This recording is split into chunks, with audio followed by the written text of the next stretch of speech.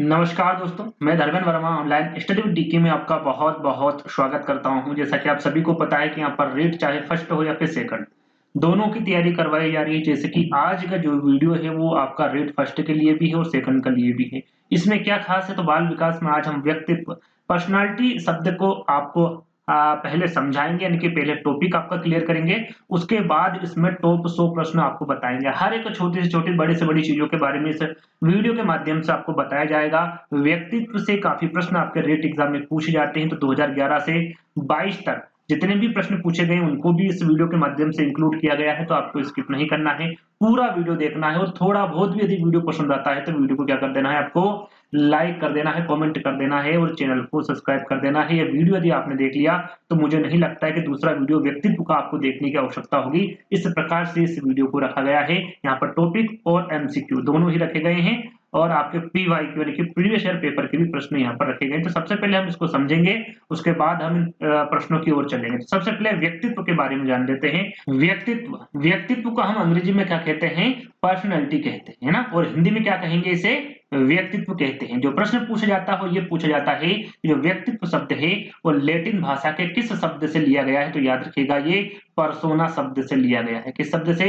Persona शब्द से। और इसका अर्थ क्या होता है? नकली चेहरा, मुखौटा और नकाब यानी कि मास्क होता है आपका पर्सोना का अर्थ। इंपॉर्टेंट है, ध्यान दीजिएगा, है ना? यदि हम बात करें भैया व्यक्तित्व का जो निर्माण है वो कहाँ पर शुरुआत होता है और किसमें पूर्ण होता है, दोनों चीजें अलग-अलग है, ध्यान दीजिएगा। यदि आपसे पूछे कि व्यक्तित्व के निर्माण की जो शुरुआत है किसमें होती है, तो वो तो होती परिवार में, लेकिन निर्माण जो पूर्ण होता है व्यक्तित्व का, वो किसमें होता है? तो समाज में होता है। समाज बालक के व्यक्तित्व का निर्माण पूर्ण करता है। कौन करता है? समाज। है ना? शुरुआत कहाँ पर होती है? व्यक्तित्व की परिवार से होती है। और यहाँ पर आपको मैं बता दूं कि मनोविश्लेषणवाद ने व्यक्ति के जीवन के जो प्रारंभिक 5 वर्ष हैं उसका व्यक्तित्व निर्माण में महत्वपूर्ण माना है। आपके जो प्रारंभिक 5 वर्ष होते हैं व्यक्ति के, वो महत्वपूर्ण माने हैं आपके व्यक्तित्व की दृष्टि से। किसने? मनोविश्लेषणवाद ने। याद रखिएगा।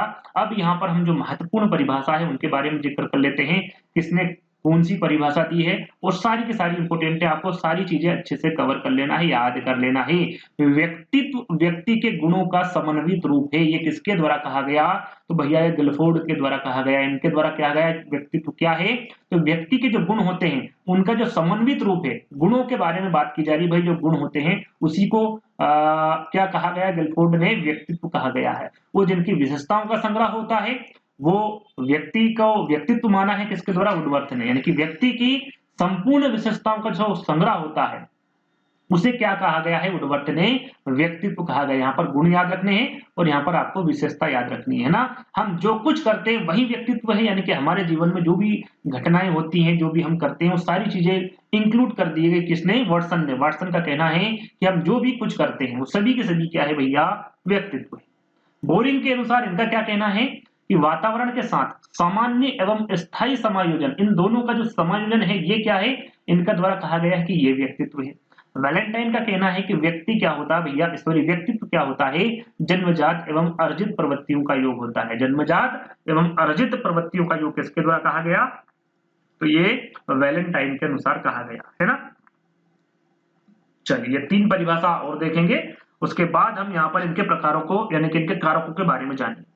वैलेंटाइन क्या कहते हैं भैया कि व्यक्ति, सॉरी हम यहाँ पर देखिए 2 वैलेंटाइन हो गए तो उसको हटा देते हैं ना।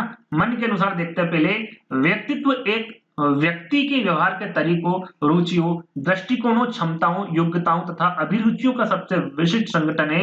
यहाँ पर मन के द्वारा कहा गया है कि जो व्यक्ति होता है उसके व्यवहार के तरीके से, रुचियां जो होती हैं, दृष्टिकोण होते हैं, उनकी क्षमता, योग्यता, अभिरुचि, इन सभी को देखते हुए बताया गया है कि सभी का संगठन क्या होगा भैया? व्यक्तित्व होगा। ये मन के द्वारा कहा गया है ना। डेसल के अनुसार क्या कहा गया है कि व्यक्तित्व व्यक्ति के संगठित व्यवहार का संपूर्ण चित्र है। ये किसके द्वारा कहा गया? डेसिल के द्वारा कहा गया। ये जितनी भी मैंने अभी आपको परिभाषा बताई गई है सभी के सभी इंपोर्टेंट हैं, इन सभी को याद कर लेना है। आगे हम इसके कारक के बारे में जानेंगे कि व्यक्तित्व को प्रभावित करने वाले कारक कौन कौन से हैं। तो याद रखिएगा, आपका वंशानुक्रम है, वातावरण है और मनोवैज्ञानिक कारक है। वंशानुक्रम वहां गुण जो बालक या फिर व्यक्ति को अपने माता पिता या फिर पूर्वजों से मिलते हो उसे क्या कहा जाता है? वंशानुक्रम कहते हैं। किससे मिलते हैं? माता पिता या फिर पूर्वजों से मिलते हैं, उसे क्या कहते हैं? उन गुणों को वंशानुक्रम कहते हैं। वातावरण के अंतर्गत बालक का जो विद्यालय होता है, खेल का मैदान होता है, समाज परिवार आदि कारक होता है, ये किसके अंतर्गत आता है भैया? ये वातावरण के अंतर्गत आता है। वातावरण में आपका विद्यालय आ गया, खेल का मैदान, समाज परिवार, ये सारी चीजें किसके अंतर्गत आ जाती है? वातावरण के अंतर्गत आ जाती है। इसका बात करें तीसरे मनोवैज्ञानिक कारक की, तो इसके अंतर्गत बालक की रुचि आ जाती है, आपकी अभिवृत्ति आ जाती है, अभिक्षमता, ये सारे के सारे जो कारक होंगे ये मनोवैज्ञानिक कारक के अंतर्गत आएंगे। तो वंशानुक्रम, वातावरण और मनोवैज्ञानिक कारक, इन तीनों के बारे में आपको पता होना चाहिए। अब यहाँ पर व्यक्तित्व के प्रकार हम जानेंगे। व्यक्तित्व का पहला प्रकार्यात्मक वर्गीकरण ये पूछा जाता है, याद रखिएगा भैया, व्यक्ति का जो पहला या फिर सर्वप्रथम प्रकार्यात्मक वर्गीकरण है किसके द्वारा किया गया प्रस्तुत, ये आपसे पूछा जा सकता है और पूछा भी गया है। तो याद रखिएगा ये हिप्पोक्रेट्स के द्वारा प्रस्तुत किया गया है आपका व्यक्तित्व का पहला प्रकार्यात्मक वर्गीकरण। यहाँ पर ये भी पूछा जाता है आपसे कि भैया शरीर द्रव्यों के आधार पर जो व्यक्तित्व का वर्गीकरण किया है वो कितने भागों में कितने प्रकार बताए हैं? तो याद रखिएगा 4 प्रकार किसके द्वारा बताए गए हैं? हिप्पोक्रेट्स के द्वारा। कौन कौन से? काले पित्त वाले व्यक्तित्व, पीले पित्त वाले व्यक्तित्व, कफ स्लेमा प्रवृत्ति वाले या फिर रुधिर प्रवृत्ति वाले, ये 4 प्रकार बताए हैं किसके द्वारा? हिप्पोक्रेट्स के द्वारा। इनको एक एक करके हम समझेंगे भी। यहाँ पर लिखा हुआ है स्पष्ट रूप से कि भाई काले पित्त वाले यानी काले, यदि हम यहाँ पर एक ट्रिक के माध्यम से चले तो काले के मतलब होता है जो काले मन वाले, वो कैसे होते हैं? उदास होते हैं, है ना, मंदित होते हैं, निराशावादी व्यक्ति होते हैं। ऐसे व्यक्तियों को किसके अंतर्गत रखा गया है? काले पित्त वाले व्यक्तित्व के अंतर्गत रखा गया है हिप्पोक्रेट्स में, है ना। पीले पित्त वाले, पीले पड़ना, है ना, गुस्से हो जाते हैं, चिड़चिड़े हो जाते हैं, स्वभाव वाले जो व्यक्ति होते हैं वो किसके अंतर्गत आते हैं भैया? पीले पित्त वाले व्यक्तित्व के अंतर्गत आते हैं। यहाँ पर कफ यानी कि कोई बच्चा बीमार हो गया तो कैसा बिल्कुल निष्क्रिय हो जाता है ना, भाव शून्य हो जाता है कह सकते हैं, और विरक्त हो जाता है। तो इस प्रकार के जो व्यक्ति होते हैं, व्यक्तित्व वाले होते हैं, उसे कफ स्लेमा प्रवृत्ति वाले व्यक्तित्व में रखा गया है। निरक्त को भाव शून्य, और जो निष्क्रिय वाले व्यक्ति होते हैं उनको, है ना। तो रुधिर प्रवृत्ति वाले, जो रुधिर प्रवृत्ति वाले व्यक्ति होते हैं उसमें आपका प्रसन्न, खुशमिजाज, आशावादी जो व्यक्ति होते हैं, ये याद रखिएगा कि जो निराशावादी है वो काले पित्त वाले में आएगा और जो आशावादी है वो रुधिर प्रवृत्ति वाले में आएगा, और जो निष्क्रिय व्यक्ति होते हैं वो कफ यानी कि स्लेमा प्रवृत्ति वाले व्यक्तित्व में आएंगे। प्रसन्न खुशमिजाज जो व्यक्ति होते हैं वो आपके रुधिर प्रवृत्ति वाले व्यक्तित्व के अंतर्गत आते हैं। तो पहला, दूसरा, तीसरा और चौथा, है ना, ये जो 4 प्रकार हैं इनको हम देख चुके हैं। चलिए आगे बात करेंगे। अब बात करेंगे भैया शरीर रचना के आधार पर, शरीर रचना के आधार पर जर्मन मनोवैज्ञानिक क्रेस्मर ने व्यक्तित्व के 4 प्रकार बताए हैं। ये इंपोर्टेंट आईएमपी क्रेस्मर पूछा जाता है भैया, क्रेस्मर ने व्यक्तित्व के कितने प्रकार बताए हैं? तो 4 प्रकार बताए हैं। किसके आधार पर? शरीर रचना के आधार पर। ये आपको पता होना चाहिए, है ना। कौन कौन से? गोलकाय जिसे पिकनिक प्रकार भी कहते हैं, लंबकाय जिसे एंथेनिक भी कहते हैं, सुडोलकाय जिसे स्थनिक कहते हैं, सुडोलकाय को स्थनिक नहीं कहते, एथलीट कहते हैं ना, एथलीट कहा जाता है। और मिश्रित काय जिसे डिस्प्लेटिक कहा जाता है। तो गोलकाय, लंबकाय, सुडोलकाय और मिश्रित काय, इन चारों के बारे में एक एक करके जानेंगे। सबसे पहले हम जानते हैं गोलकाय के बारे में कि भाई इस प्रकार के जो व्यक्ति होते हैं वो कैसे होते हैं।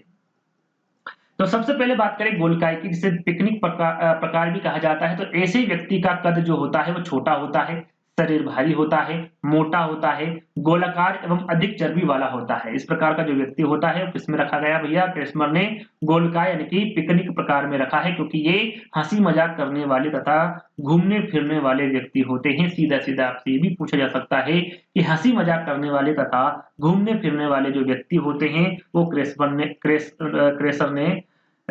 ने किस में रखा है ना, किस प्रकार में रखा है? तो आपको पता होना चाहिए गोलकाय, जिसको पिकनिक प्रकार भी कहा जाता है। साथ में हम इसकी बात करें तो भैया ये आपके जो गोलकाय प्रकार के व्यक्ति होते हैं ये खाने के शौकीन तथा वर्तमान में जीने वाले होते हैं। साथ में ऐसे व्यक्तियों की गर्दन छोटी और मोटी होती है। ऐसे व्यक्तियों को गुस्सा नहीं आता है जो गोलकाय में आते हैं। और पिकनिक प्रकार के व्यक्तित्व को साइक्लोआइड, याद रखिएगा, इसे साइक्लोआइड और गोलकाय व्यक्तित्व के नाम से भी जाना जाता है। जैसे कि गोलकाय तो मैं आपको बता चुका हूं, साथ में पिकनिक प्रकार और एक और नाम आपको याद रखना है साइक्लोआइड, है ना। ये 3 प्रकार के बारे में आपको पता होना चाहिए, तीनों के नाम एक ही है। चलिए अब बात करते हैं भाई लंबकाय, है ना।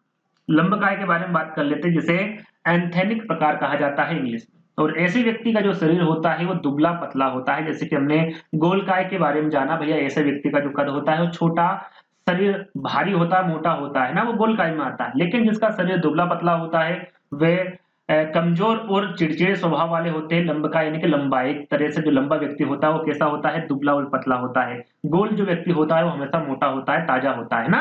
तो यहाँ पर लंबकाय के बारे में पूछा, लंबे व्यक्ति के बारे में, ऐसा आप एक ट्रिक के माध्यम से जान सकते हैं। भैया ऐसे व्यक्ति का शरीर कैसा होता है, दुबला पतला होता है और अतः वह कमजोर और चिड़चिड़े स्वभाव वाले होते हैं। ये कल्पना की दुनिया में खोए होते हैं। कौन, लंबकाय वाले व्यक्ति, है ना। और दिव्या स्वप्न अधिक देखते हैं, यानी कि इनको जो सपना है वो अधिक आता है। इसी कारण ये छोटी छोटी बातों पर क्या होते हैं, चिड़चिड़े हो जाते हैं। और यहाँ सामाजिक उत्तरदायित्व से दूर रहने की प्रवृत्ति तथा दिवा स्वप्न अधिक रखते हैं। सीधा सीधा ये प्रश्न भी आपसे पूछा जा सकता है कि क्रेस्मर ने कौन सा प्रकार बताया है जिसमें सामाजिक उत्तरदायित्व से दूर रहने की प्रवृत्ति तथा दिवा स्वप्न अधिक रखते हैं। तो याद रखिएगा लंबकाय होंगे, एंथेनिक प्रकार होगा। इस प्रकार की व्यक्तित्व वाले व्यक्तियों में मानसिक रोगी होने की संभावना अधिक होती है। मानसिक रोग कब होता है, जब आदमी चिड़चिड़ाहट उसमें रहेगा, है ना। छोटी छोटी बातों पर वो चिढ़ जाएगा, उसका शरीर दुबला पतला, दुबला पतला तो ये एक आपका शारीरिक चीजें हो गई। लेकिन जो मानसिक चीजें हैं इसमें आप छोटी छोटी बातों पर चिढ़ जाते हैं, तो उससे भी क्या होता है, मानसिक रोग होने की संभावना अधिक होती है। तो ये जो व्यक्ति होते हैं किसमें होते हैं, लंबकाय यानी कि एंथेनिक प्रकार के व्यक्ति के अंतर्गत आते हैं। और किसके द्वारा बताया गया है ये, तो ये क्रेस्मर के द्वारा बताया गया है। ये आपको ध्यान हमेशा रखना है ना। आगे हम बात करें तो एंथेनिक प्रकार के जो व्यक्तित्व है इनको कृशकाय, सीजोआइड और लंबकाय व्यक्तित्व भी कहा जाता है। इन तीनों के बारे में आपको पता होना चाहिए, कृशकाय, सियोआइड और लंबकाय, है ना। इन तीनों के बारे में आपको पता होना चाहिए। किसको कहा जाता है भैया, एंथेनिक प्रकार, यानी कि इन चारों के बारे में, एंथेनिक प्रकार, कृशकाय, सिजोआइड और आपका लंबकाय। ये एक ही नाम है ना, कोई सा भी नाम आपसे प्रश्न में पूछा जा सकता है। आगे बढ़ेंगे, सुडोलकाय। अब बात करते हैं सुडोलकाय के, जिसको एथलेटिक प्रकार कहा जाता है। ऐसे व्यक्ति का शरीर ना तो अधिक लंबा होता है और ना ही अधिक छोटा होता है। जैसे कि हमने गोलकाय के बारे में जाना, उनका कद छोटा, शरीर भारी, मोटा, गोलाकार होता है ना। और उसमें चर्बी भी होती है गोलकाय में। और लंबकाय में क्या होता है भैया, शरीर दुबला पतला होता है और कमजोर और चिड़चिड़े स्वभाव वाले होते हैं। अब यहाँ पर जो सुडोलकाय है वो ना तो शरीर से अधिक लंबा होता है और ना ही अधिक छोटा होता है।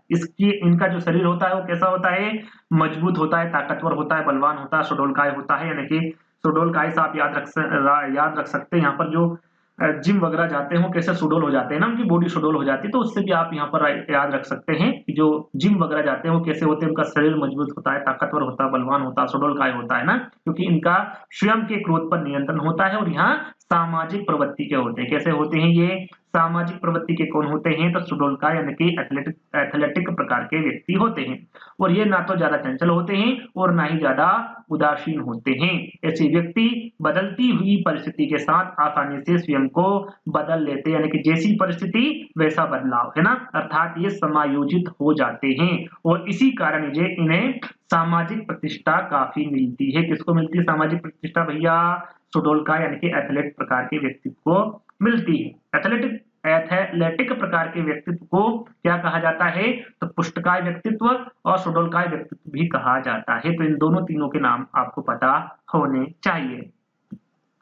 अब बात करते हैं मिश्रित काय। मिश्रित काय डिस्पेलेटिव, देखिए यहाँ पर ये जो शब्द लिखा हुआ मिश्रित काय, इसी में ही इसका आंसर छुपा हुआ। मिश्रित यानी कि जो हमने आपको तीन प्रकार बताए हैं, गोलकाय, लंबकाय, सुडोलकाय, इन तीनों का ही ये मिश्रण है, मिला जुला रूप है। तो उसको क्या कहते हैं, मिश्रित काय कहते हैं। ये तीनों प्रकार के गुण इसमें मिले जुले हुए रहते हैं। किस किस के, आपका गोलकाय, लंबकाय और सुडोलकाय के। तो इसे क्या कहा जाता है, डायप्लोस्टिक प्रकार कहा जाता है। और आसप्लास्टिक और मिश्रित काय व्यक्ति, है ना। ये तीनों नाम आपको पता होना चाहिए। यदि इन तीनों में से किसी प्रकार से भी प्रश्न आ जाए तो आपको गलत ना हो, है ना। तीनों प्रकार के बारे में आपको पता होना चाहिए। और हम बात कर रहे हैं यहाँ पर मिश्रित काय की। और यहाँ पर जो आपके क्रेस्मर ने जो आपके चार प्रकार बताए हैं वो समाप्त होते हैं। अब यहाँ पर हम सेल्डन का वर्गीकरण जानेंगे।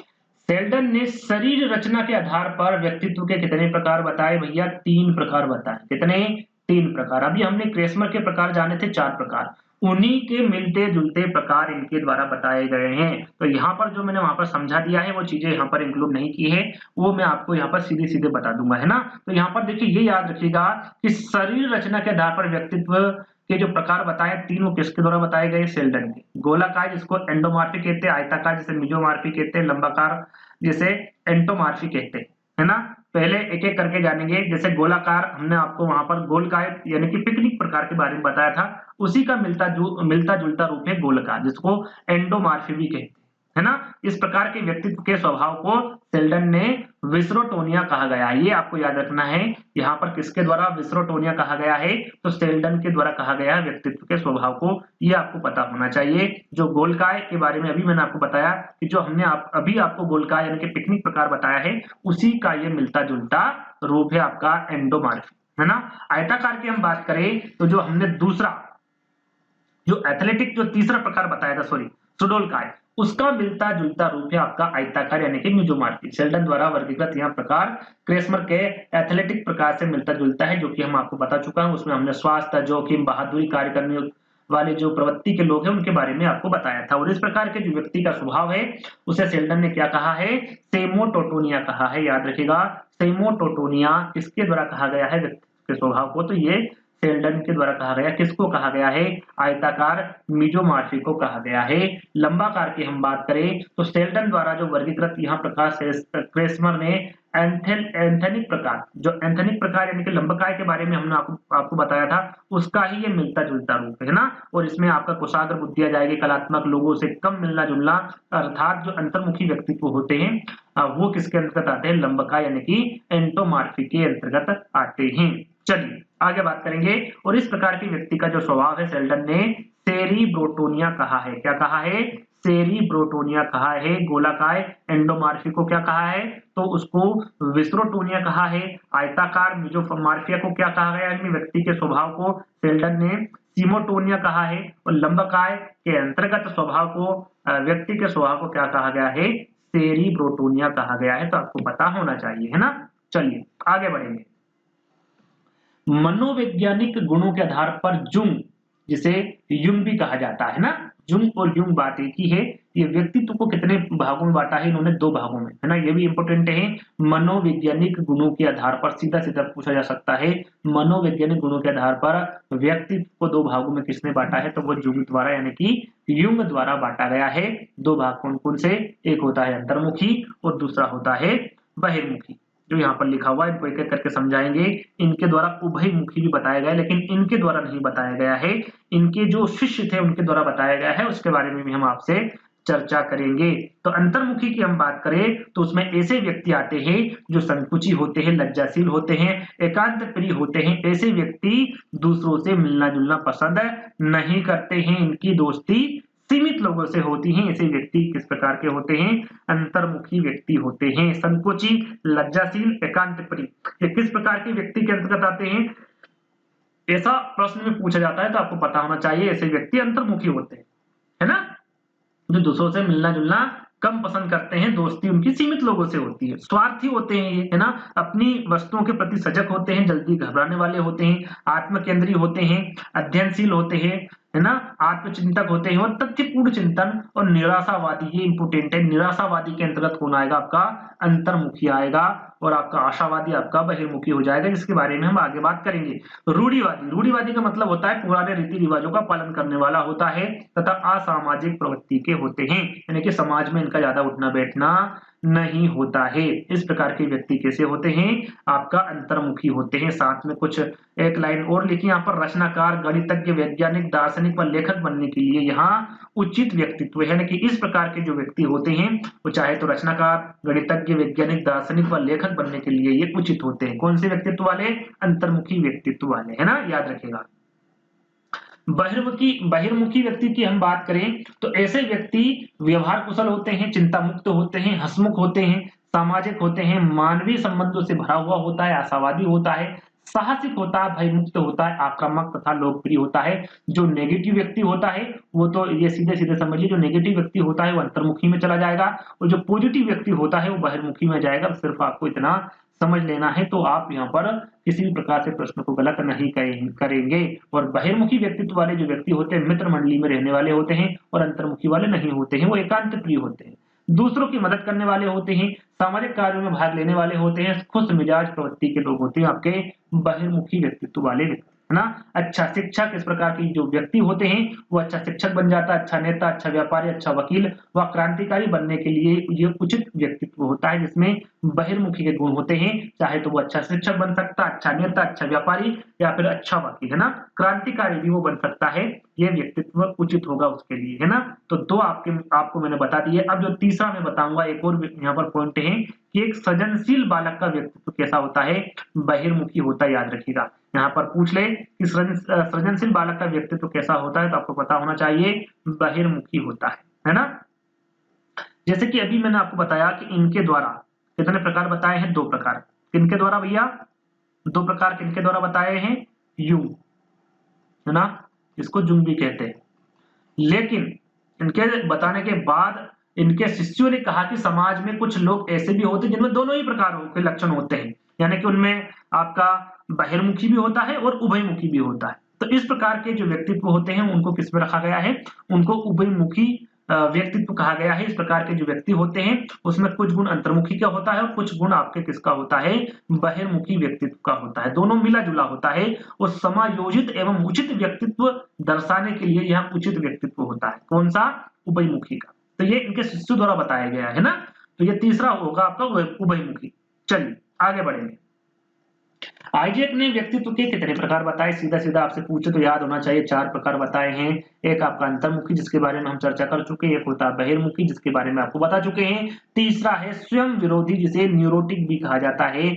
ऐसे जो व्यक्ति होते हैं वो हर समय हर घटना में स्वयं को जिम्मेदार मानता है, कोई सी भी घटना हो जाए तो किसको जिम्मेदार मानेगा, खुद को मानेगा, स्वयं को मानेगा। ऐसे व्यक्ति कौन सा होगा, स्वयं विरोधी होगा, जैसे न्यूरोटिक भी कहता है। स्वयं विरोधी यहाँ पर आपका शब्द से ही पता चल रहा है, जैसे कि समाज विरोधी, यहाँ पर शब्द से ही पता चल रहा है, जैसे साइकोटिक कहा जाता है। ऐसे व्यक्ति समाज के नियमों कानूनों को हर समय गलत मानते हैं, वो समाज के विरोधी होते हैं, सीधा सीधा ये मतलब होता है इसका, है ना। तो आपने जाना भी कि आइजैक ने व्यक्तित्व के 4 प्रकार बताए हैं, अंतर्मुखी, बहिर्मुखी, स्वयं विरोधी और समाज विरोधी, है ना। आगे बढ़ेंगे। समाज शास्त्रीय आधार पर, यहाँ पर समाज शास्त्रीय आधार पर स्पेंसर ने अपनी पुस्तक टाइप्स ऑफ मैन, यहाँ पर पुस्तक का नाम आपको पता होना चाहिए, कौन सी पुस्तक, टाइप्स ऑफ मैन में व्यक्तित्व को रुचियों के आधार पर कितने भागों में बांटा भैया, 6 भागों में। किसके द्वारा, रुचियों के आधार पर कितने भागों में बांटा गया है, तो 6 भागों में बांटा गया। कौन सी पुस्तक में, टाइप्स ऑफ मैन में, किसके द्वारा, स्पेंसर द्वारा, है ना। यहाँ पर नाम आपको पता होना चाहिए, बुक का नाम, और कितने भाग बताए हैं व्यक्तित्व के, इसके बारे में आपको पता होना चाहिए। 6 भाग कौन कौन से, सबसे पहले हम जान लेते हैं कि यहाँ वर्गीकरण व्यक्ति के सामाजिक कार्य व स्थिति के आधार पर दिया गया है। किसके, सामाजिक कार्य और स्थिति के आधार पर इन 6 भागों को वर्गीकृत किया है। अब 6 भाग कौन कौन से हैं आपके सामने हैं। सैद्धांतिक, जो सैद्धांतिक व्यक्तित्व है, इसमें सिद्धांतवादी व्यक्ति जिसमें कवि और लेखक आते हैं, है ना। सैद्धांतिकवादी व्यक्ति इसके अंतर्गत आएगा सैद्धांतिक में, और उसमें जो व्यक्ति आएंगे वो कवि आ जाएगा और लेखक आ जाएगा आपका। आर्थिक, धन एकत्रित करने वाले व्यक्ति कौन होते हैं भैया, व्यापारी होते हैं और उद्योगपति होते हैं, है ना। धार्मिक, रहस्यवादी व आध्यात्म प्रवृत्ति वाले जो व्यक्ति होते हैं, जैसे कि आपका साधु और पंडित, किसमें आएगा, धार्मिक प्रवृत्ति में आ जाएंगे। राजनीतिक प्रवृत्ति की हम बात करें तो इसमें प्रभुत्ववादी व सत्ता लोलुप वाले व्यक्ति, जैसे कि आपका जो नेता है प्रशासनिक कार्य करने वाले होते हैं, और राजनीतिक में यानी कि इसके नाम से ही पता चल रहा है आपको। सामाजिक की हम बात करें तो जो समाज सेवी होते हैं, यानी कि सामाजिक कार्यों में व्यस्त रहने वाले जो व्यक्ति होते हैं वो सामाजिक होते हैं। और जो कलात्मक होते हैं वो सौंदर्य प्रेमी व्यक्ति होते हैं, जैसे कि आपको चित्रकार हो गया, कलाकार हो गया, प्रकृति प्रेमी हो गया। तो यहाँ पर यदि आप इसके जो 6 वर्गीकरण को जानेंगे, 6 भाग को जानेंगे, तो उसी के हिसाब से यहाँ पर इनका वर्गीकरण किया गया है। इनको यहाँ पर यानी कि इनके शब्द से ही इनके बारे में पता चल रहा है सीधा सीधा, है ना। चलिए 6 प्रकार आपको समझ में आ गए। अब चलते हैं भैया थॉर्नडाइक के बारे में, कि विचार एवं कल्पना के आधार पर वर्गीकरण करते हुए थॉर्नडाइक ने व्यक्तित्व के कितने प्रकार बताए हैं, 3 प्रकार बताए। कितने, 3। थॉर्नडाइक ने व्यक्तित्व के 3 प्रकार बताए, कौन कौन से, सूक्ष्म विचारक, प्रत्यक्ष विचारक और स्थूल विचारक, एक एक करके जानेंगे। यहाँ पर देखिए प्रत्यक्ष विचारक की हम बात करें, भैया कोई भी व्यक्ति जब प्रत्यक्ष रूप से घटनाओं के आधार पर विचार बनाता है उसे प्रत्यक्ष विचारक कहते हैं। जैसे कि पुलिस अधिकारी, आपने पुलिस अधिकारी को देखा होगा, जहां पर कोई घटना हो जाती है तो वहीं पर जाकर वो सारी चीजें को लिखता है, जो भी पंचनामा वगैरह होता है वो सारी चीजें प्रत्यक्ष रूप से देखी गई बातों को वहां पर लिखता है ना। तो जब प्रत्यक्ष रूप से घटनाओं के आधार पर विचार बनाता है तो उसे प्रत्यक्ष विचारक कहते हैं, जैसे कि पुलिस अधिकारी, है ना। सूक्ष्म विचारक जो छोटी से छोटी बातों का गहन अध्ययन करता है, व्यक्ति किसी विषय को गहनता पूर्वक अवलोकन करने के आधार पर विचार बनाता है, उसे सूक्ष्म विचारक कहते हैं। जैसे कि न्यायाधीश, आपने न्यायाधीश को देखा होगा, वो बहुत गहनता से अध्ययन करता है ताकि किसी भी निर्दोष व्यक्ति को किसी प्रकार की कोई सजा ना हो। बहुत ही अच्छी तरीके से वो अपना अवलोकन करेगा किसी भी चीजों का, है ना, चाहे वो किसी को सजा देना हो या फिर कोई निर्दोष व्यक्ति। अगला है तीसरा, एक स्थूल विचारक, किसी भी व्यक्ति का लाभ एवं हानि के आधार पर विचार बनाता है, स्थूल विचारक कहलाता है। जैसे कि एक नेता, एक व्यापारी, लाभ हानि के माध्यम से वो विचार बनाता है, तो ऐसे व्यक्ति किसमें चले जाएंगे, स्थूल विचारक में चले जाएंगे, एक नेता और एक व्यापारी, याद रखिएगा। आगे बढ़ेंगे, ये आपके थॉर्नडाइक के 3 प्रकार हमने बताए। अब बात करते हैं भैया भारतीय दृष्टिकोण के अनुसार व्यक्तित्व के कितने प्रकार बताए हैं, 3 प्रकार बताए हैं। कौन कौन से, यहाँ पर पहले, उसके पहले आपको पता होना चाहिए कि भारतीय दर्शन की उत्कृष्ट कृति श्रीमद् भागवत गीता के अध्याय 14 के श्लोक 9 में 3 गुणों के आधार पर व्यक्तित्व के 3 भाग बताए हैं, है ना। जो यहाँ पर बताया कि भारतीय दृष्टिकोण के अनुसार, या फिर ये सीधा सीधा पूछ ले आपसे, है ना, प्रश्न और पूछे कि व्यक्तित्व कितने भाग बताए हैं, तो 3 भाग बताए। कौन कौन से, सात्विक जिसे सतोगुणी यानी कि सफेद भी कहते हैं, आपका दूसरा है राजसी जिसे रजोगुणी यानी कि लाल कहते हैं, तीसरा है तामसी तमोगुणी जिसे काला कहते हैं। एक एक करके जानेंगे। पहले सात्विकी यानी कि सतोगुणी यानी कि सफेद के बारे में हम जाने, तो ये व्यक्ति धार्मिक प्रवृत्ति के अर्थात ईश्वर में विश्वास करने वाले होते हैं, सतोगुणी, है ना। ये यहाँ पर शब्द से ही पता चल रहा है ये किस प्रकार के व्यक्ति होते हैं, धार्मिक प्रवृत्ति के अर्थात ईश्वर में विश्वास करने वाले होते हैं, यज्ञानुष्ठान व दूसरों का भला करने में अपना समय व्यतीत करते हैं, यानी कि साफ दिल के होते हैं, सफेद दिल के होते हैं, आप ऐसा मान सकते हैं। इसमें आपका धार्मिक, सहयोगी, मिलनसार, आदर्श व्यक्ति होते हैं आपके सात्विक यानी कि सतोगुणी, है ना। राजसी रजोगुणी की हम बात करें, ये व्यक्ति कर्म में विश्वास करते हैं, महत्वाकांक्षी प्रवृत्ति व्यक्ति सत्ता प्राप्ति की इच्छा रखते हैं, जैसे कि रजगुणी वीर, साहसी, निडर, सेवक, राजा, राक्षस, बलिदानी, ये सभी क्या है, कर्म पे विश्वास करते हैं। तो इस प्रकार के व्यक्ति किसमें रहेंगे, आपके राजसी यानी कि रजोगुणी में रहेंगे, जिसे हम लाल भी कहते हैं।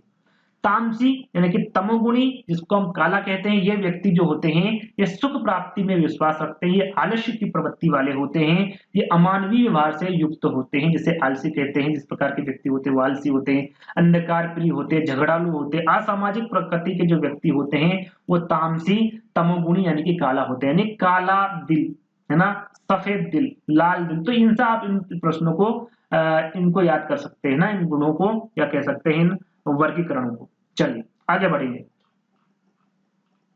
आधुनिक दृष्टि से बात करें तो व्यक्तित्व को कितने भागों में बांटा है, तो यहाँ पर भी 3 भाग है। अब 3 भाग कौन कौन से हैं, भावशील जिसे भावुक व्यक्ति कहते हैं, कर्मशील व्यक्ति, विचारशील व्यक्ति। शब्द में ही यहाँ पर इसकी थ्योरी छुपी हुई है। भावशील यानी कि भावुक व्यक्ति की हम बात करें तो ये भावुक प्रवृत्ति के होते हैं, सदा दुखी रहते हैं, दूसरे के दुख में दुखी होते, किसी की बात मान लेते हैं, कि भावुक बहुत जल्दी हो जाते हैं, इस प्रकार के व्यक्ति, है ना। कर्मशील व्यक्ति जो होते हैं वो कर्मठ होते हैं, कर्म पर विश्वास करने वाले होते हैं, और अंतिम रूप में सुखी रहने वाले होते हैं, वो कर्मशील व्यक्ति होते हैं, कर्मठ व्यक्ति होते हैं। विचारशील व्यक्ति की हम बात करें तो वैचारिक व्यक्ति प्रत्येक कार्य सोच समझकर करता है और सदा खुश रहता है। वैचारशील यानी कि सोच समझकर कार्य करता है ना, विचार करके कार्य करता है, इस प्रकार का व्यक्ति विचारशील व्यक्ति के अंतर्गत आएगा। आगे हम बात करें, अब बात करते हैं व्यक्तित्व के प्रमुख सिद्धांत के बारे में। हम व्यक्तित्व के बारे में बात कर रहे हैं तो इनके जो प्रमुख सिद्धांत हैं वो किसके द्वारा दिया गया है, ये सिद्धांत वो आपको पता होना चाहिए। यहाँ पर देखिए मनोविश्लेषण सिद्धांत के बारे में पूछे, या फिर मनोविश्लेषण सिद्धांत के जनक के बारे में पूछे, वो कौन होंगे, सिगमंड फ्रायड होंगे। शरीर रचना का सिद्धांत किसके द्वारा दिया गया है, सेल्डन के द्वारा। विशेषक सिद्धांत किसके द्वारा दिया गया, केटल के द्वारा। शील गुण का सिद्धांत किसके द्वारा दिया गया? आलपोर्ट व केटल के द्वारा। मांग सिद्धांत आपका हेनरी मुर्गे के द्वारा। हार्मिक सिद्धांत की हम बात करें तो मैकडूगल के द्वारा। और जीव सिद्धांत की हम बात करें तो गोल्डस्टीन के द्वारा दिया गया सिद्धांत है। स्क्रीनशॉट ले लीजिएगा, जब भी समय मिले पढ़ लीजिएगा। सारे के सारे इंपोर्टेंट सिद्धांत हैं और व्यक्तित्व के प्रमुख सिद्धांत है ना। चलिए आगे बात करें। अब बात करते हैं इनके जो प्रमुख व्यक्तित्व के जो प्रमुख सिद्धांत हैं उसके बारे में बात करेंगे। सबसे पहले मनोविश्लेषण सिद्धांत के बारे में बात करते हैं और काफी आईएमपी व्यक्तित्व की दृष्टि से यानी कि बाल विकास की दृष्टि से काफी प्रश्न पूछे जाते हैं, चाहे आपका रेट फर्स्ट हो या फिर सेकंड। मनोविश्लेषण सिद्धांत किसके द्वारा दिया गया? सिगमंड फ्रायड के द्वारा दिया गया। ये जनक भी कहा जाता है मनोविश्लेषण सिद्धांत के या फिर मनोविश्लेषणात्मक सिद्धांत के। निवासी कहाँ के हैं? ऑस्ट्रेलिया के। जो मनोलैंगिक सिद्धांत है उसी को ही मनोविश्लेषण सिद्धांत कहते हैं। इस पर भी आपको ध्यान देना है ना। चलिए आगे बात करें तो इन्होंने मन के स्तर बताए भैया। इन्होंने अपने सिद्धांत को समझाने के लिए मन के कितने स्तर बताए हैं? ये इंपोर्टेंट है भैया, 3 स्तर बताए। कितने? 3 स्तर। कौन कौन से हैं? उसके पहले आपको पता होना चाहिए फ्रायड ने सबसे अधिक बल किस पर दिया है? इंपोर्टेंट पूछा जा सकता है तो काम प्रवृत्ति पर। याद रखिएगा, फ्रायड ने सबसे अधिक बल किस पर दिया है? काम प्रवृत्ति पर दिया है। और मन के कितने स्तर बताए? 3 स्तर। चेतन मन यानी कि कह सकते हैं कि ये अपना दिमाग है ना, एक प्रकार से दिमाग मान सकते हैं। तो मात्र एक छोटा सा हिस्सा ये आपका होता है 1/10। हम मान सकते हैं कि 100वें हिस्से में से मात्र 1/10वां भाग कौन सा होगा? आपका चेतन मन होगा। और बाकी का जो हिस्सा है ये सारा ये अचेतन मन में चला जाएगा 90% यानी कि 9/10वां भाग। और जो अर्धचेतन मन होता है वो क्या होता है? इन दोनों के बीच का एक अवस्था होती है। चेतन मन और अचेतन मन के बीच की अवस्था को क्या कहते हैं? अर्धचेतन मन कहते हैं। इनको एक एक करके हम जानने वाले हैं तो कि ये होता क्या है ना। चलिए चेतन मन। चेतन मन क्या होता है भैया? चेतन मन में व्यक्ति जागृत अवस्था में होता है, जो भी काम करता है वो सक्रिय रूप में करता है, सक्रिय अवस्था में करता है। और मस्तिष्क में चेतन मन का कितना भाग होता है? एक छोटा सा भाग होता है, मात्र 1/10वां भाग। अर्धचेतन मन का कोई भाग नहीं होता है, ये आपको विशेषकर ध्यान देना है। कितना होता है? चेतन मन का 10% यानी कि 1/10वां भाग होता है। अचेतन मन की हम बात करें तो इसमें दमित इच्छाओं, अतृप्त इच्छाओं का भंडार होता है, जो कि मस्तिष्क का कुल भाग 9/10 भाग, इसको भंडार भी कहा जाता है मस्तिष्क का, है ना। और प्रतिशत में हम बात करें तो 90% यानी कि जो इच्छाएं होती हैं व्यक्ति की वो इच्छाओं का भंडार होता है। या कह सकते हैं जो इच्छाएं पूरी नहीं हो पाती हैं या फिर जो आकांक्षाएं होती हैं उनको पूरा नहीं कर पाता। जैसे कि उदाहरण के तौर पर यदि एक व्यक्ति है, जैसे कोई सी चीज या कोई वस्तु लाना है, जैसे कि हम मोटरसाइकिल मान सकते हैं, कार मान सकते हैं, कोई सी चीज जिसको खरीद नहीं पाता है, उन इच्छाओं का वो दमन कर देता है। किसमें? अचेतन मन में। कहां पर संग्रहित हो जाती भैया? अचेतन मन में जाकर संग्रहित हो जाती है। अर्धचेतन की हम बात करें तो अर्धचेतन मन, चेतन मन और अर्धचेतन के बीच की जो अवस्था होती है उसे अर्धचेतन मन कहते हैं। ऐसी अवस्था जिसमें व्यक्ति किसी कार्य को भूल जाता है और बाद में तुरंत याद आ जाता है। जैसे कि याद की गई बातों को अचानक भूल जाना, अटक जाना, हकला जाना। एक उदाहरण के रूप में हम जाने, यदि आप हो या कोई व्यक्ति हो या कोई भी हो, यदि वो एग्जाम हॉल में बैठा है ना, और वहां पर वो प्रश्न हल कर रहा है और एक प्रश्न ऐसा आ गया उसको बहुत बार वो याद करा लेकिन उसे किसी भी प्रकार से वो प्रश्न याद नहीं आ रहा है, और जैसे ही उसने एग्जाम हॉल से बाहर निकला और उसने प्रश्न पढ़ा और डायरेक्ट उसको आंसर आ गया कि भैया इसका आंसर तो ये है, यानी कि याद की गई बातों को वो अचानक भूल जाता है और उसे वापस वो तुरंत याद भी आ जाती है। तो ये प्रकार जो संग्रहित होता है ना, इस प्रकार की जो बातें जो संग्रहित होती है किसमें होती हैं? अर्धचेतन मन में होती हैं। तो पहला, दूसरा और तीसरा ये तीनों ही इंपोर्टेंट है और मैं आपको समझा चुका हूं, है ना। और तीनों के बारे में आपको पता होना चाहिए। सीधा सीधा हम जाने तो चेतन मन मस्तिष्क की जागृत अवस्था है। अर्धचेतन मन की बात करें तो ये अचेतन मन के बीच की अवस्था है। और अचेतन मन की बात करें तो दमित इच्छाओं का ये भंडार है आपका अचेतन मन, है ना। चलिए आगे बात करें। मन के आधार पर फ्रायड ने व्यक्तित्व को कितने भागों में बांटा है? तो भैया 3 भागों में बांटा है। इड, ईगो, सुपर ईगो, यानी कि इदम, अहम और पराहम। याद रखिएगा, इंपोर्टेंट है। और मैं इन तीनों को एक ही उदाहरण में आपको समझा दूंगा। यदि आपने ये उदाहरण ध्यान दे लिया और एग्जाम में प्रश्न आ गया तो आप गलत नहीं करेंगे। किस प्रकार से मैं उदाहरण दूंगा ये आपके सामने है कि भैया एक लड़का है ना, एक लड़का है, उसे भूख लगी है। एक लड़का है, उसे भूख लगी है और वो बाजार में गया फलों की दुकान पर। हम देख लेते हैं, एक लड़का बाजार में फलों की दुकान के पास खड़ा है। लड़के को भूख लगी है किंतु जेब में पैसे नहीं होने से उसका मन दुकान से केले क्या करके भैया चुरा कर खाने का मन कर रहा है उसका। तो यदि इस प्रकार की भावनाएं, इस प्रकार के विचार यदि किसी व्यक्ति में, किसी बच्चे में आते हैं तो वो कौन सा भाग होता है व्यक्तित्व का, मन के आधार पर उसे इड कहते हैं, यानी कि इदम में चला जाएगा, है ना। यदि वो चुरा कर खाने की बात कर रहा है, उसमें ये विचार आ रहे हैं, तो वो इड इदम में चला जाएगा। और यदि उसके बाद उसके यहाँ विचार आता है कि चोरी करते पकड़े जाने पर मेरी पिटाई होगी, पुलिस द्वारा पकड़ा जा सकता हूं, तो ये विचार यदि बच्चे के या फिर किसी व्यक्ति के मन में आता है तो वो अहम यानी कि ईगो में चला जाता है। और यदि इसके बाद में उसके मन में ये विचार आता है कि चोरी करना पाप है, अनैतिक है, इस अवस्था को क्या कहते हैं भैया, परा हम कहते हैं, सुपर ईगो कहते हैं। पहले में उसके मन में चोरी करने की इच्छा आई तो वो आपका इदम में चलेगा, सीधा सीधा फड्डा है। उसके बाद में उसको ऐसा लगा कि नहीं, यदि मैं पकड़ा जाऊंगा तो मेरी पिटाई होगी, पुलिस पकड़ कर ले जाएगी, तो वो अवस्था किस में चली जाएगी, अहम में। फिर उसे लगता है कि नहीं भैया, यदि मैंने चोरी की तो पुलिस वगैरह जो पकड़ाई होगी वो तो बाद में होगी, लेकिन चोरी करना क्या होगा भैया, पाप है, अनैतिक है। तो इस प्रकार के जो विचार यदि व्यक्ति के मन में आते हैं तो किस में चला जाएगा, पराहम में चला जाएगा।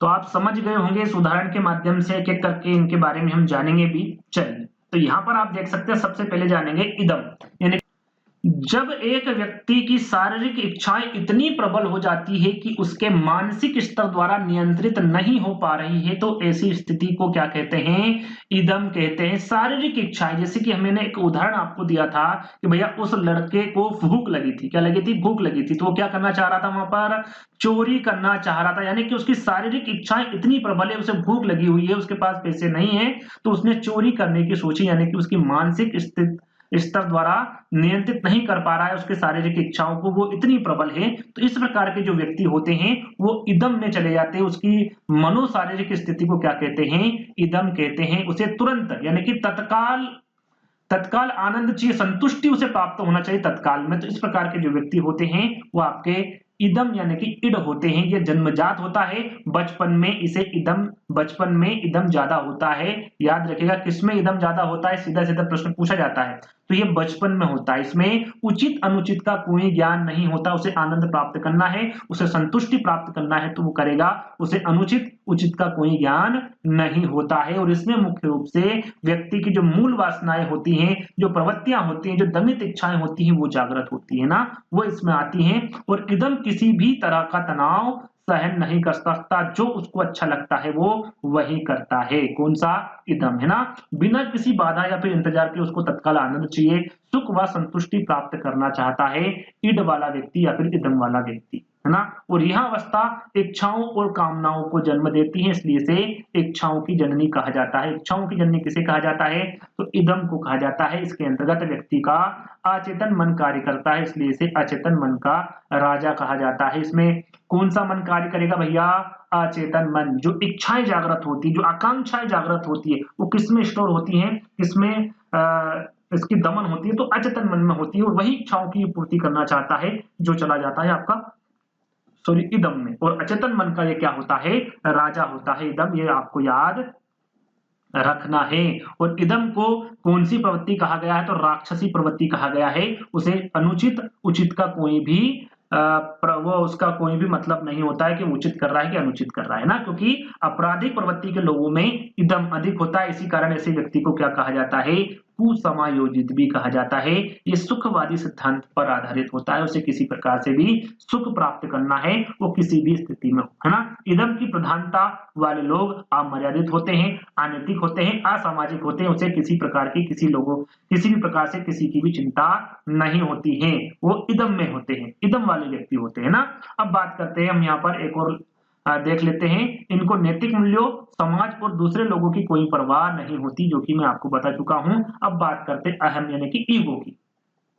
इदम यानी कि इड की हम बात कर चुके हैं। अब इसमें क्या होता है, जब एक व्यक्ति की शारीरिक इच्छाएं और मानसिक शक्तियां के मध्य संतुलन की स्थिति हो, तो इस विशिष्ट मनोशारीरिक स्थिति को अहम कहते हैं। यानी कि ये जो अहम वाले व्यक्ति होते हैं, ये वास्तविक जीवन पर निर्भर करते हैं, वास्तविक रूप में जीते हैं, जो चल रहा है उसी पर ही ये खुश रहते हैं और उसी में ही ये अपना आनंद महसूस करते हैं। तो वास्तविक जीवन पर ये आधारित होता है और ये सिद्धांत ही वास्तविक सिद्धांत पर आधारित होता है, क्योंकि व्यक्ति को वास्तविक परिस्थितियों के साथ तालमेल बैठाने के लिए प्रेरित करते हैं और इसके मध्य संतुलित स्थापित कर लेते हैं।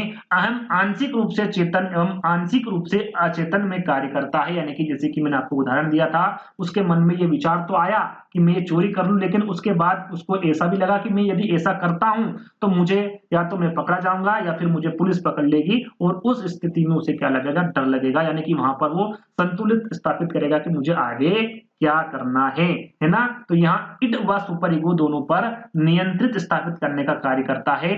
कौन? आपका अहम। ये इंपोर्टेंट है, इड और सुपर ईगो दोनों पर नियंत्रण स्थापित करने का कार्य कौन करता है? अहम यानी कि ईगो करता है। और यह हमारे व्यवहार पर नियंत्रण करता है, साथ ही हमारी इच्छाओं तथा वास्तविकताओं के बीच संतुलन बनाए रखता है। और ये सामाजिक होता है, मानवीय प्रवृत्ति होता है, मानवता का प्रतीक होता है, युवा अवस्था में सर्वाधिक होता है। ये याद रखिएगा, वास्तविक जीवन में जीते युवा अवस्था है ना, क्या करना, कैसे करना है, कैसे हमें मैनेज करना, सारी चीजें युवा अवस्था में सर्वाधिक होती है। और इसे इड या फिर इसे ही आप ईगो कहते हैं, है ना, इदम कहते हैं। इदम के बारे में बता चुका हूं, अहम कहते हैं इसे, है ना। चलिए, और ये सामाजिक होता है, मानवीय प्रवृत्ति का होता है, सब सोचने समझने की इसमें क्षमता होती है, मानवता का प्रतीक होता है, युवा अवस्था में सर्वाधिक होता है। अहम मन का मुख्य शासक होता है, अहम चेतन मन का स्वामी होता है। जैसे कि वो अचेतन मन का था, अचेतन मन का राजा था, और ये चेतन मन का स्वामी होता है आपका अहम, है ना। चलिए, अब बात करते हैं परअहम की, जिसको सुपर ईगो भी कहा जाता है। ये आपका जो वृद्धावस्था होती है उसमें ये पाया जाता है। इसमें क्या होता है, जब एक व्यक्ति की मानसिक शक्ति इतनी प्रबल हो कि उसके शरीर की हर इच्छा को नियंत्रित कर पा रहा है, यानी कि जो वो सोचता है, जहां उसे लगता है कि ये अच्छा है ये बुरा है, उसमें अंतर कर पाता है। जैसे कि हमने अभी देखा कि भैया उदाहरण के तौर पर हमने जाना था, क्या जाना था, तीसरे में हमने क्या बताया था कि उसके मन में क्या विचार आता है कि भैया चोरी करना क्या है, पाप है, अनैतिक है। इस प्रकार के जब विचार आते हैं तो किसमें चले जाते हैं? पराहम में चले जाते हैं, जिसमें सामाजिक मान्यताएं जैसे कि पाप है ना, इस प्रकार के शब्द हमारे मन में आता है। उसके बाद अनैतिक है, संस्कार, आदर्शवादों की ये बात करता है, मानवीय, सामाजिक व राष्ट्रीय हित के व्यक्ति को त्याग व बलिदान के लिए तत्पर करता है। पराहम का विकास सबसे देर में होता है, क्योंकि ये किसमें आता है? वृद्धावस्था में आता है ना। और इसे आदर्शवादी या फिर नैतिकता का सिद्धांत भी कहते हैं। इसी के आधार पर व्यक्ति के अंदर पछतावे की भावना आती है। यदि कोई कार्य ऐसा कर लेता है तो पछतावे की भावना उसमें तुरंत उत्पन्न हो जाती है। उसको भला अच्छा बुरे की पहचान होती है और वो अच्छी अच्छी बातें करना चाहता है ना। और परम अहम देवत्व का प्रतीक है, जैसे मानवता का प्रतीक है आपका ईगो, वैसा ही अहम देवत्व का प्रतीक है आपका सुपर ईगो, है ना। फ्रायड द्वारा, जैसे कि ये आपका ईड ईगो, सुपर ईगो तीनों कंप्लीट हो गए। अब कुछ और चीजें इनके द्वारा बताई गई फ्रायड के द्वारा। आपका ओडिपस ग्रंथि और इलेक्ट्रा ग्रंथि के बारे में भी इनके द्वारा बताया गया है। ओडिपस ग्रंथि क्या होती है? लड़कों में ओडिपस नामक ग्रंथि विद्यमान होती है। तो जब लड़कों में ओडिपस नामक ग्रंथि विद्यमान होती है तो क्या होता है? इसके कारण लड़के अपने माता से अधिक प्रेम करते हैं, लड़के माता से अधिक प्रेम करते हैं और लड़कियां अपने पिता से अधिक प्रेम करती हैं। उसमें कौन सी ग्रंथि होती है? इलेक्ट्रा नामक ग्रंथि होती है। ग्रंथि के बारे में आपको पता होना चाहिए, लड़कियों में होती है और आपका ओडिपस ग्रंथि लड़कों में होती है। और इसके कारण ये माता से प्यार करता है लड़का, और लड़की पिता से प्यार अधिक करती दोनों से है, लेकिन जो अधिकता पाई जाती है वो आपको मैंने बता दी, लड़के माता से करते हैं और लड़कियां पिता से करती है ना। चलिए, फ्रायड ने मूल प्रवृत्ति भी बताई, जैसे कि मैकडूगल ने बताई, वैसे ही फ्रायड ने मूल प्रवृत्तियां के प्रकार बताए, दो प्रकार बताए। जीवन मूल प्रवृत्ति जिसे इरोस कहा जाता है, मृत्यु मूल प्रवृत्ति जिसे थेनाटोस कहा जाता है। याद रखिएगा, दोनों ही इंपोर्टेंट हैं। और फ्रायड ने मन की तुलना किससे की है भैया? बर्फ से की है, ये भी इंपोर्टेंट है, याद कर लीजिएगा ना। फ्रायड ने मन की तुलना किससे की है? बर्फ से की है। साथ में लिबिडो को हम जान लेते हैं, इनके बारे में भी भैया फ्रायड ने बताया कि फ्रायड के अनुसार व्यक्ति में जन्म से प्रेम, स्नेह एवं काम भावना विद्यमान होती है, जिसे ही फ्रायड ने क्या कहा है? लिबिडो कहा है ना। जो व्यक्ति होता है उसमें जन्म से क्या होती? प्रेम होती, स्नेह एवं काम की भावना होती है, विद्यमान होती है उसके अंदर, है ना। तो इसे ही क्या कहा फ्रायड ने? लिबिडो कहा है। नवजात शिशु में भी काम भावना विद्यमान होती है, जिसे फ्रायड ने क्या कहा है? शैशव कामुकता कहा है। यदि यहाँ पर व्यक्ति के बारे में ना पूछते हुए नवजात शिशु के बारे में पूछे तो उसे क्या कहा है, फ्रायड ने शैशव कामुकता कहा है। ये आपको ध्यान में रखना है। अब बात करते हैं भैया सील गुण की। सील गुण सिद्धांत है ना, ये इंपॉर्टेंट है, ये भी आपका आईएमपी है, इसको भी हम एक एक करके समझाएंगे। तो व्यक्ति की व्यवहार में प्रकट होने वाला गुण सील गुण होता है ना।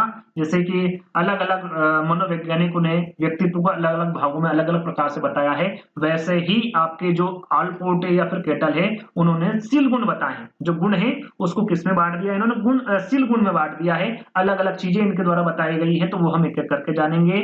सील गुण का सिद्धांत जो दिया है वो आलपोर्ट व केटल द्वारा दिया गया है। किसके द्वारा, आलपोर्ट व केटल। आलपोर्ट किससे थे, केटल, इनके बारे में हम आगे जानेंगे। तो इनके द्वारा, दोनों के द्वारा दिया गया है सिद्धांत को आलपोर्ट का सिद्धांत भी कहते हैं। आलपोर्ट ने सील गुण के संबंधित 17,953 शब्द, यहाँ पर शब्द याद रखिएगा, 17,953 शब्द बताए हैं और इन्होंने 4,500 भागों में बांटा है। कितने भागों में बांटा है, 4,500 भागों में बांटा है ना। और बाद में इस सिद्धांत को किसने बढ़ाया आगे, केटल ने बढ़ाया। किसने, केटल ने। यहाँ पर हम सीधा सीधा जाने, जो मुख्य रूप बताए हैं आलपोर्ट ने सील गुण के, वो दो भागों में बांटा है। कितने भागों में,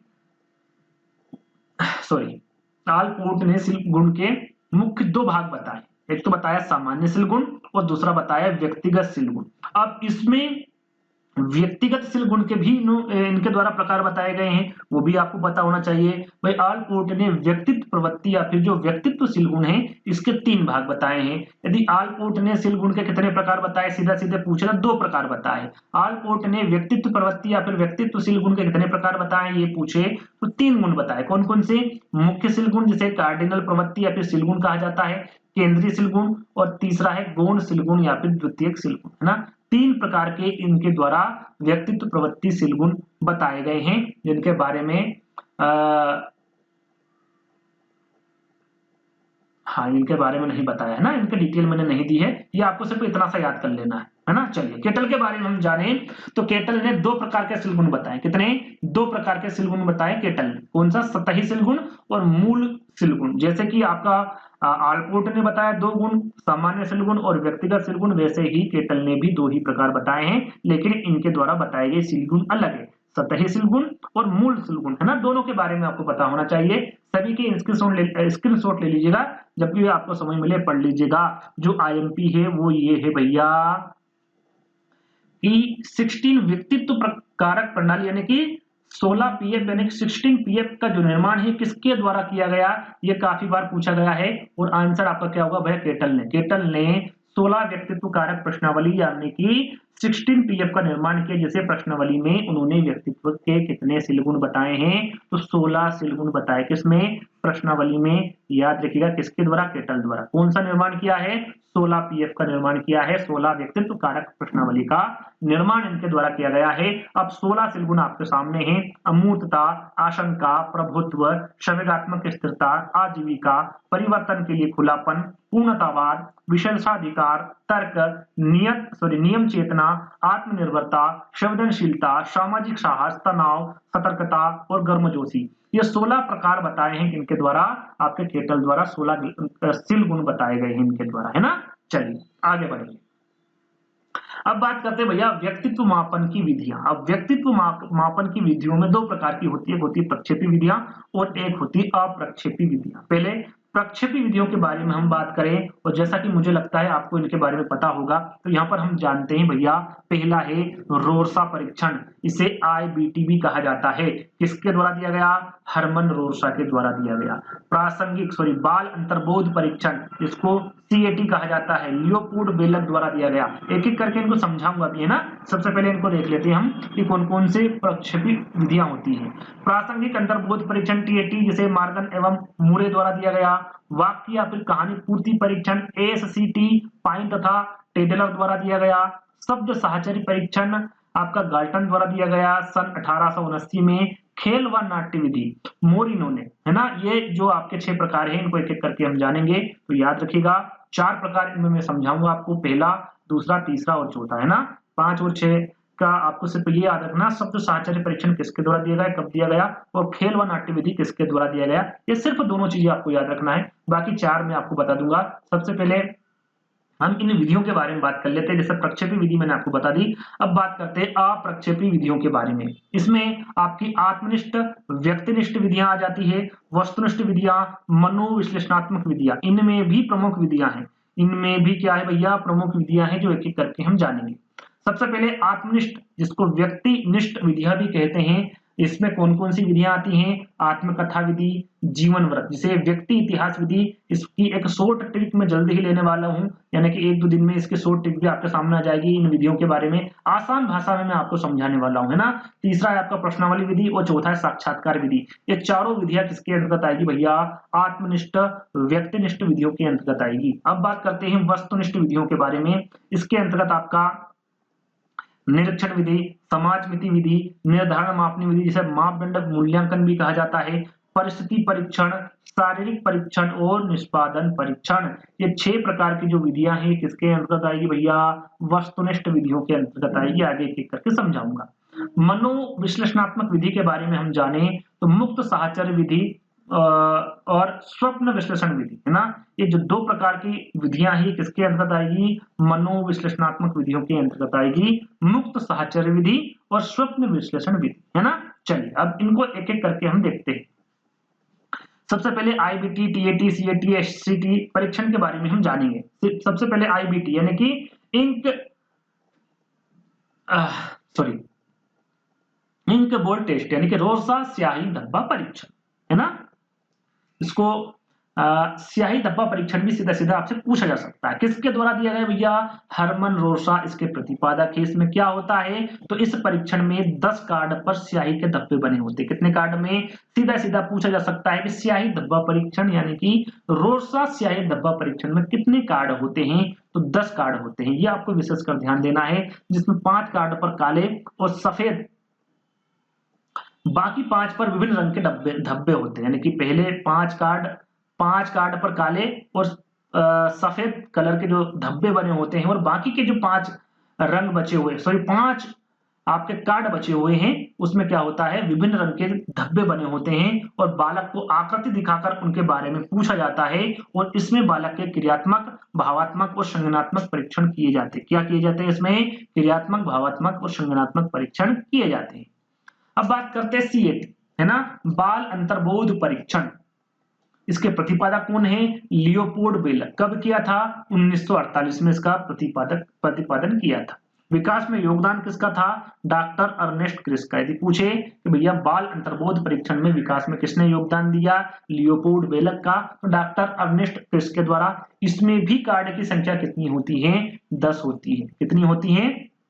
जो स्याही धब्बे वाला जो परीक्षण था उसमें भी 10 कार्ड थे, इसमें भी 10 ही कार्ड हैं। और इस परीक्षण में 10 कार्डों पे जैसे वहां पर धब्बे बने हुए थे 10 कार्डों पे, यहाँ पर जानवरों के चित्र बने हुए हैं 10 कार्डों पे। बालक को चित्र दिखाकर कहानी लिखने को लिए कहते हैं। कोई सा भी एक चित्र दिखा देते हैं, चाहे शेर हो, कोई सा भी जानवर हो, और उस पर कहानी लिखने को कहा जाता है। वो परीक्षण होता है बाल अंतर्बोध परीक्षण, है ना। और इस परीक्षण में 3 से 11 वर्ष के बच्चों को लिया जाता है। कितने? 3 से 11 वर्ष के, ये याद रखिएगा, है ना। यहाँ परीक्षण 3 से 11 वर्ष के लिए बच्चों के लिए होता है। अब बात करते हैं प्रासंगिक अंतर्बोध परीक्षण के बारे में। प्रतिपादक होंगे मार्गन एवं मूरे। कौन होंगे? मार्गन एवं मूरे होंगे। और कब दिया था यदि सन पूछे तो आपके सामने है 1935, है ना। इन्होंने कार्ड के सहारे व्यक्तित्व का परीक्षण किया। जैसा कि अभी तक हम जान रहे हैं कि भाई व्यक्तित्व का परीक्षण अभी तक कार्ड के माध्यम से किया गया है। जैसे कि हमने जाना 2 परीक्षण हमने आपको बताए थे, दोनों में कार्ड की संख्या कितनी थी? 10 थी। लेकिन यहाँ पर संख्या बदल दी गई है। प्रासंगिक अंतर्बोध परीक्षण में कार्डों की संख्या कितनी है? 30+1, यानी जो एक कार्ड खाली होगा, आगे हम इस पर चर्चा करेंगे। टोटल पूछे तो कितना होगा आपका? 31 होगा, है ना। कितना होगा? 31 होगा। इस परीक्षण में 10 कार्ड पर पुरुषों से संबंधित होते 10 कार्ड, और 10 कार्ड जो होते हैं वो महिला से संबंधित होते हैं, और 10 कार्ड दोनों से, है ना। 10, 20, 30 हो गए, और एक कार्ड जो होता है वो खाली होता है, इसलिए इसको 30+1 लिखा जाता है।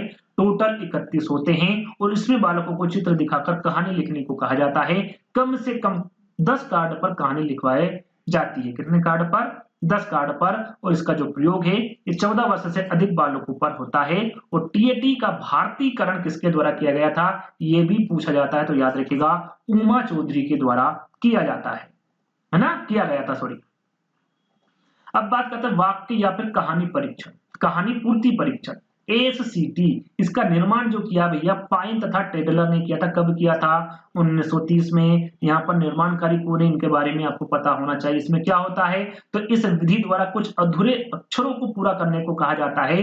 जैसे कि आपको दे दिया कि मेरे दादाजी का नाम क्या है, और यहाँ पर रिक्त स्थान दे दिया है ना। जो यह रिक्त स्थान की पूर्ति करने वाला जो परीक्षण होगा वो आपका वाक्य या फिर कहानी पूर्ति परीक्षण होगा। और भारत में याद रखिएगा इस प्रकार का जो परीक्षण का जो निर्माण किया गया था, यह विश्वनाथ मुखर्जी द्वारा किया गया था। भारत में पूछे तो विश्वनाथ मुखर्जी, और यहाँ पर सीधा सीधा पूछे तो पाइन तथा टेडलर आपका करेक्ट आंसर होगा, है ना। अब यहाँ पर आत्मनिष्ठ व्यक्तिनिष्ठ विधियों के बारे में हम बात करें तो 4 विधियां मैंने आपको बताई थी। अंतःदर्शन विधि, प्रश्नावली विधि, व्यक्ति इतिहास विधि और साक्षात्कार विधि। एक एक करके इनके बारे में देखेंगे भैया। अंतःदर्शन विधि, जिसे आत्मकथा लेखन विधि भी कहते हैं, आत्मनिरीक्षण विधि भी कहते हैं, याद रखिएगा इसे अंतःदर्शन विधि भी कहते हैं। अंतर्दर्शन विधि, आत्मकथा लेखन विधि और आत्मनिरीक्षण विधि, तीनों में से एक आ जाए तो आपको कंफ्यूज नहीं होना है। यहाँ एक व्यक्ति के द्वारा उनकी स्वयं की क्रियाओं का अध्ययन करना ही अंतर्दर्शन कहलाता है। अंतःदर्शन यानी कि स्वयं की क्रियाओं का अध्ययन किसमें किया जाता है? अंतर्दर्शन विधि में या फिर आत्मकथा, है ना। यह आपको ध्यान रखना है। अंतर्दर्शन विधि को प्राचीनतम विधि भी कहा जाता है। और इसके जन्मदाता के बारे में पूछे तो याद रखिएगा इंपोर्टेंट है, विलियम उंट इसके जन्मदाता है। अंतःदर्शन विधि, आत्मकथा लेखन विधि, है ना। चलिए प्रश्नावली की हम बात करें तो प्रश्नावली विधि को परिसूची विधि भी कहा जाता है। क्या कहा जाता है? परिसूची विधि भी कहा जाता है। और ये प्रश्नों के समूह को प्रश्नावली कहते हैं। प्रश्नों का जो समूह होता है, सरल सी बात है, उसे क्या कहा जाता है? प्रश्नावली कहा जाता है। और इस विधि को कागज पेंसिल विधि भी कहते हैं। कौन सी विधि है? जैसे कागज पेंसिल विधि कहते हैं तो आपको पता होना चाहिए वो विधि प्रश्नावली विधि है ना, क्योंकि प्रश्नावली विधि साक्षात्कार का औपचारिक एवं लिखित रूप है, इसे लिखित रूप में लिया जाता है, प्रश्नावली विधि होती है ना। और प्रश्नावली के भी प्रकार होते हैं। कितने प्रकार बताएं भैया? 4 प्रकार बताए हैं।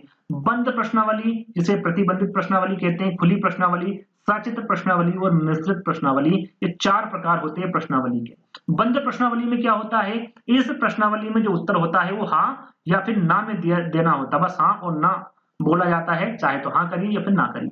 इस प्रकार की जो प्रश्नावली किसके अंतर्गत आएगी भैया? बंद प्रश्नावली के। खुली प्रश्नावली में क्या होता है? इस प्रश्नावली में उत्तर लिखने की छूट होती है, आप किसी भी प्रकार से प्रश्न लिखो, है ना। सचित्र प्रश्नावली में, इस प्रश्नावली में प्रश्न के उत्तर से संबंधित चित्र होते हैं, यानी कि चित्र आपको दे दिए जाते हैं और आपको उत्तर लिखना होता है।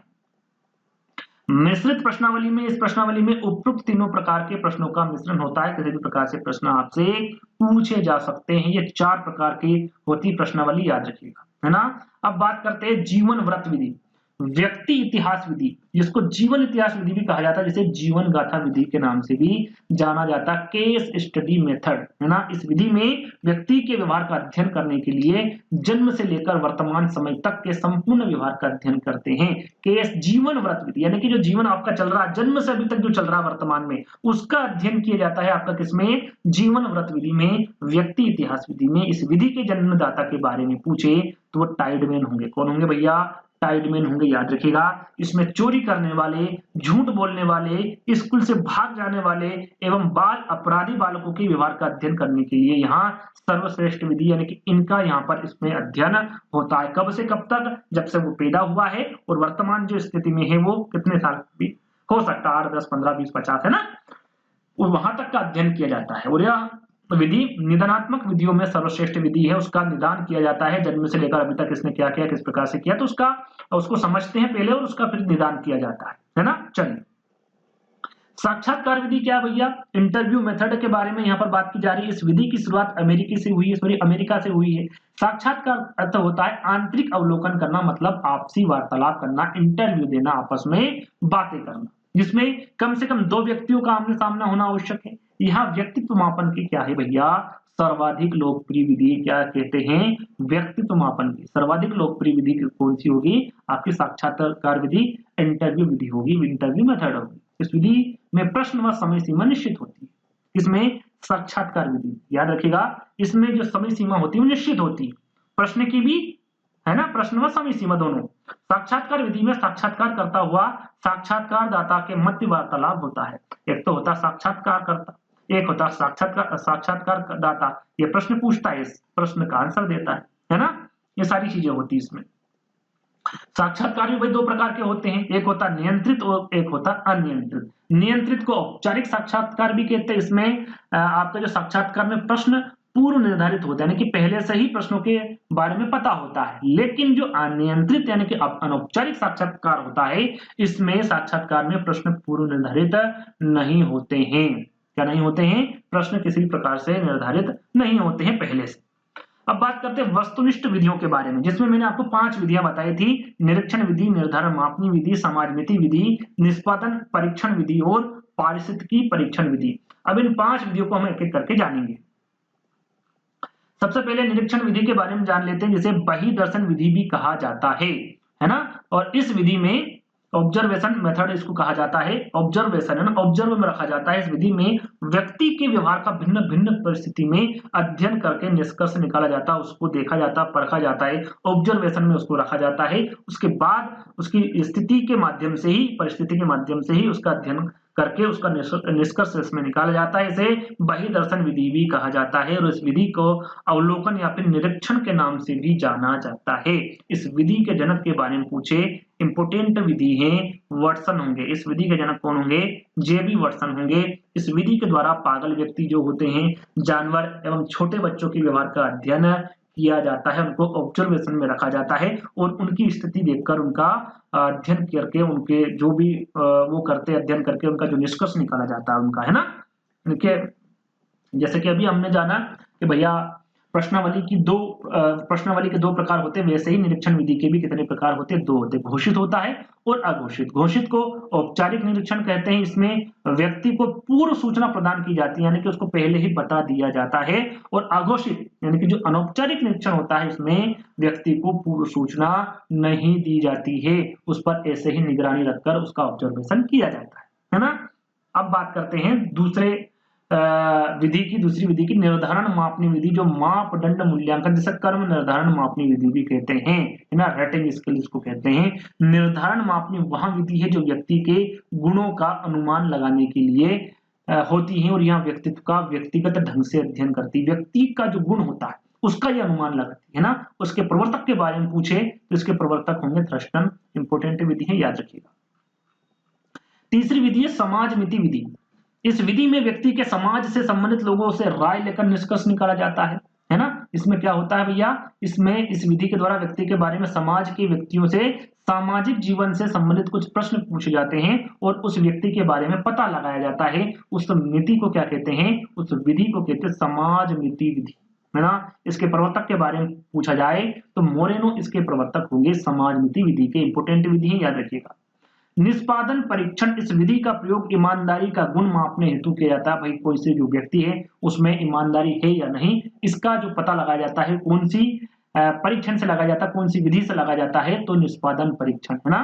परफॉर्मेंस टेस्ट होता है और इस विधि को व्यवहार परीक्षण विधि भी कहा जाता है। उसके व्यवहार से ही पता लगाया जाता है कि भैया ईमानदारी के इसमें गुण है या फिर नहीं। इस विधि में मापन करता, इस विधि में बालक या फिर व्यक्तित्व को कुछ कार्य करने को देता है और फिर उस कार्य का निष्पादन और मूल्यांकन करता है। और इसके प्रवर्तक के बारे में पूछे तो हार्टसॉन एवं मे इसके प्रवर्तक होंगे निष्पादन परीक्षण के।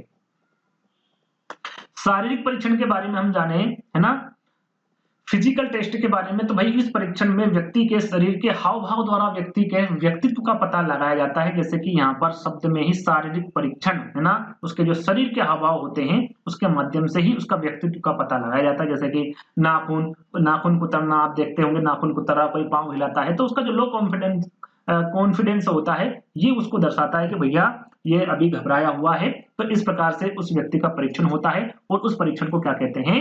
शारीरिक परीक्षण कहा जाता है। अब बात करते हैं परिस्थिति परीक्षण की, है ना। इसमें किसी कृत्रिम परिस्थिति में बालक या फिर व्यक्ति को रखकर उसके व्यवहार का अध्ययन किया जाता है। या कृत्रिम परिस्थितियां व्यक्ति के साहस, धैर्य, नेतृत्व, परिश्रम, ईमानदारी को हो सकती है। किसी भी प्रकार से कृत्रिम जो परिस्थिति है उसको रखकर बालक या फिर व्यक्ति को देखा जाता है, उसका अध्ययन किया जाता है। उस स्थिति को परिस्थिति परीक्षण कहा जाता है ना। समझ आ गई आपको मनोविश्लेषणात्मक विधि के बारे में, है ना। यहाँ पर 2 होती है, मुक्त साहचर्य विधि के बारे में जानेंगे और स्वप्न विश्लेषण विधि के बारे में जानेंगे, है ना। सॉरी, मुक्त साहचर्य परीक्षण, इस विधि का प्रयोग मानसिक रोगियों हेतु किया जाता है। जो मुक्त साहचर्य परीक्षण है इसमें क्या होता है, मानसिक रोगियों हेतु ये परीक्षण होता है।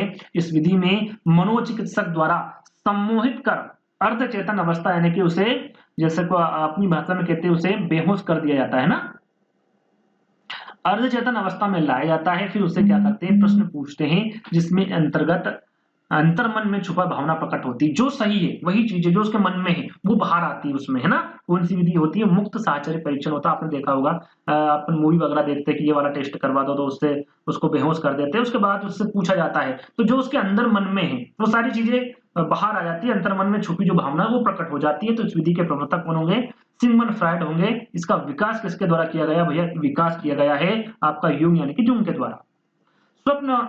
स्वप्न विश्लेषण विधि के बारे में हम देखें तो इस विधि में व्यक्ति को अपने स्वप्नों का वर्णन करने हेतु कहा जाता है। स्वप्न विश्लेषण के आधार पर अतृप्त इच्छाओं अथवा इच्छा पूर्ति में बाधक तत्वों का पता लगाकर उसका निराकरण किया जाता है। स्वप्न विश्लेषण विधि, जो इच्छाएं पूरी नहीं होती हैं जैसा कि हमने बताया था, वो अचेतन मन में चली जाती है। और जब कोई चीज को हम दिन भर सोचते हैं जो चीज हमसे होती नहीं है ना, या फिर जिस चीज की हमें लालसा है, या फिर हम कह सकते हैं कि हमें जो चीज अच्छी लगती है तो स्वप्न में वो बार बार आती है। तो उसके माध्यम से उसको किसके माध्यम से लाया जाता है, तो स्वप्न विश्लेषण विधि के माध्यम से उन चीजों को बाहर लाया जाता है, उसका निराकरण किया जाता है ना। तो ये सारी चीजें हो गई, यानी कि यहाँ तक हम आ चुके हैं। आप यदि आ चुके हैं तो आपको वीडियो जरूर पसंद आ रहा होगा। तो वीडियो को अभी तक आपने लाइक नहीं किया तो लाइक जरूर कर दीजिएगा, यदि इसी प्रकार के और भी वीडियो आगे चाहिए तो, है ना। ये सारी चीजें यानी कि मैं टॉपिक को समझा चुका हूं। अब चलेंगे हम एमसीक्यू और पीवाईक्यू, सारी चीजें इसमें मिक्स हैं। तो चलते हैं भैया, और यहाँ पर सीधे सीधे मैं प्रश्न बताऊंगा, आंसर बताऊंगा, क्योंकि मैं सारी चीजें आपको कवर करवा चुका हूं, है ना। व्यक्तित्व शब्द की उत्पत्ति लैटिन भाषा के किस शब्द से हुई। यहाँ पर देखिए आप आपका आकलन भी कर सकते हैं 100 में से कितने नंबर आ रहे हैं, क्योंकि मैं प्रश्न पढ़ूंगा 4 विकल्प पढ़ूंगा, उतने के बीच में ही आपको आंसर देना, ऐसा नहीं ज्यादा सब समय नहीं दूंगा आपको क्योंकि वीडियो लंबा हो रहा है। व्यक्तित्व शब्द की उत्पत्ति लैटिन भाषा के किस शब्द से हुई, पर्सन, पर्सनल, परसोना या फिर पर्सनैलिटी। मैंने आपको बताया था लैटिन भाषा के किस शब्द से हुई भैया, परसोना से हुई, है ना। तो क्या होगा आपका तीसरा वाला विकल्प सही होगा। मैं सब समझा चुका हूं, यहाँ पर सिर्फ और सिर्फ आपको आंसर मिलेगा। निम्न में से कौन सी तकनीक अचेतन मन में छिपी भावनाओं को जानने में उपयोगी होती है। अचेतन मन में छिपी भावनाओं को जानने, स्थितिपरक परीक्षण, 16 पीएफ परीक्षण, वाक्य पूर्ति परीक्षण या फिर साक्षात्कार, क्या होगा इसका सही आंसर होगा आपका वाक्य पूर्ति परीक्षण। क्या होगा, अचेतन मन में छिपी भावनाओं को जानने की उपयोगी कौन सी तकनीक होगी भैया, वाक्य पूर्ति परीक्षण होगा। तीसरा वाला विकल्प आपका करेक्ट होगा। सर्वप्रथम व्यक्तित्व का प्रकारात्मक वर्गीकरण किसके द्वारा प्रस्तुत किया गया, इसके बारे में मैं आपको बता चुका हूं। प्रकारात्मक वर्गीकरण हिप्पोक्रेट्स, स्प्रंगर, सिगमंड फ्रायड या फिर कार्ल यूंग। शुरू में बताया था मैंने, क्या नाम बताया था, हिप्पोक्रेट्स, है ना। इनके द्वारा सर्वप्रथम व्यक्तित्व का प्रकारात्मक वर्गीकरण किया गया, है ना, प्रस्तुत किया गया। पहला वाला विकल्प आपका करेक्ट होगा।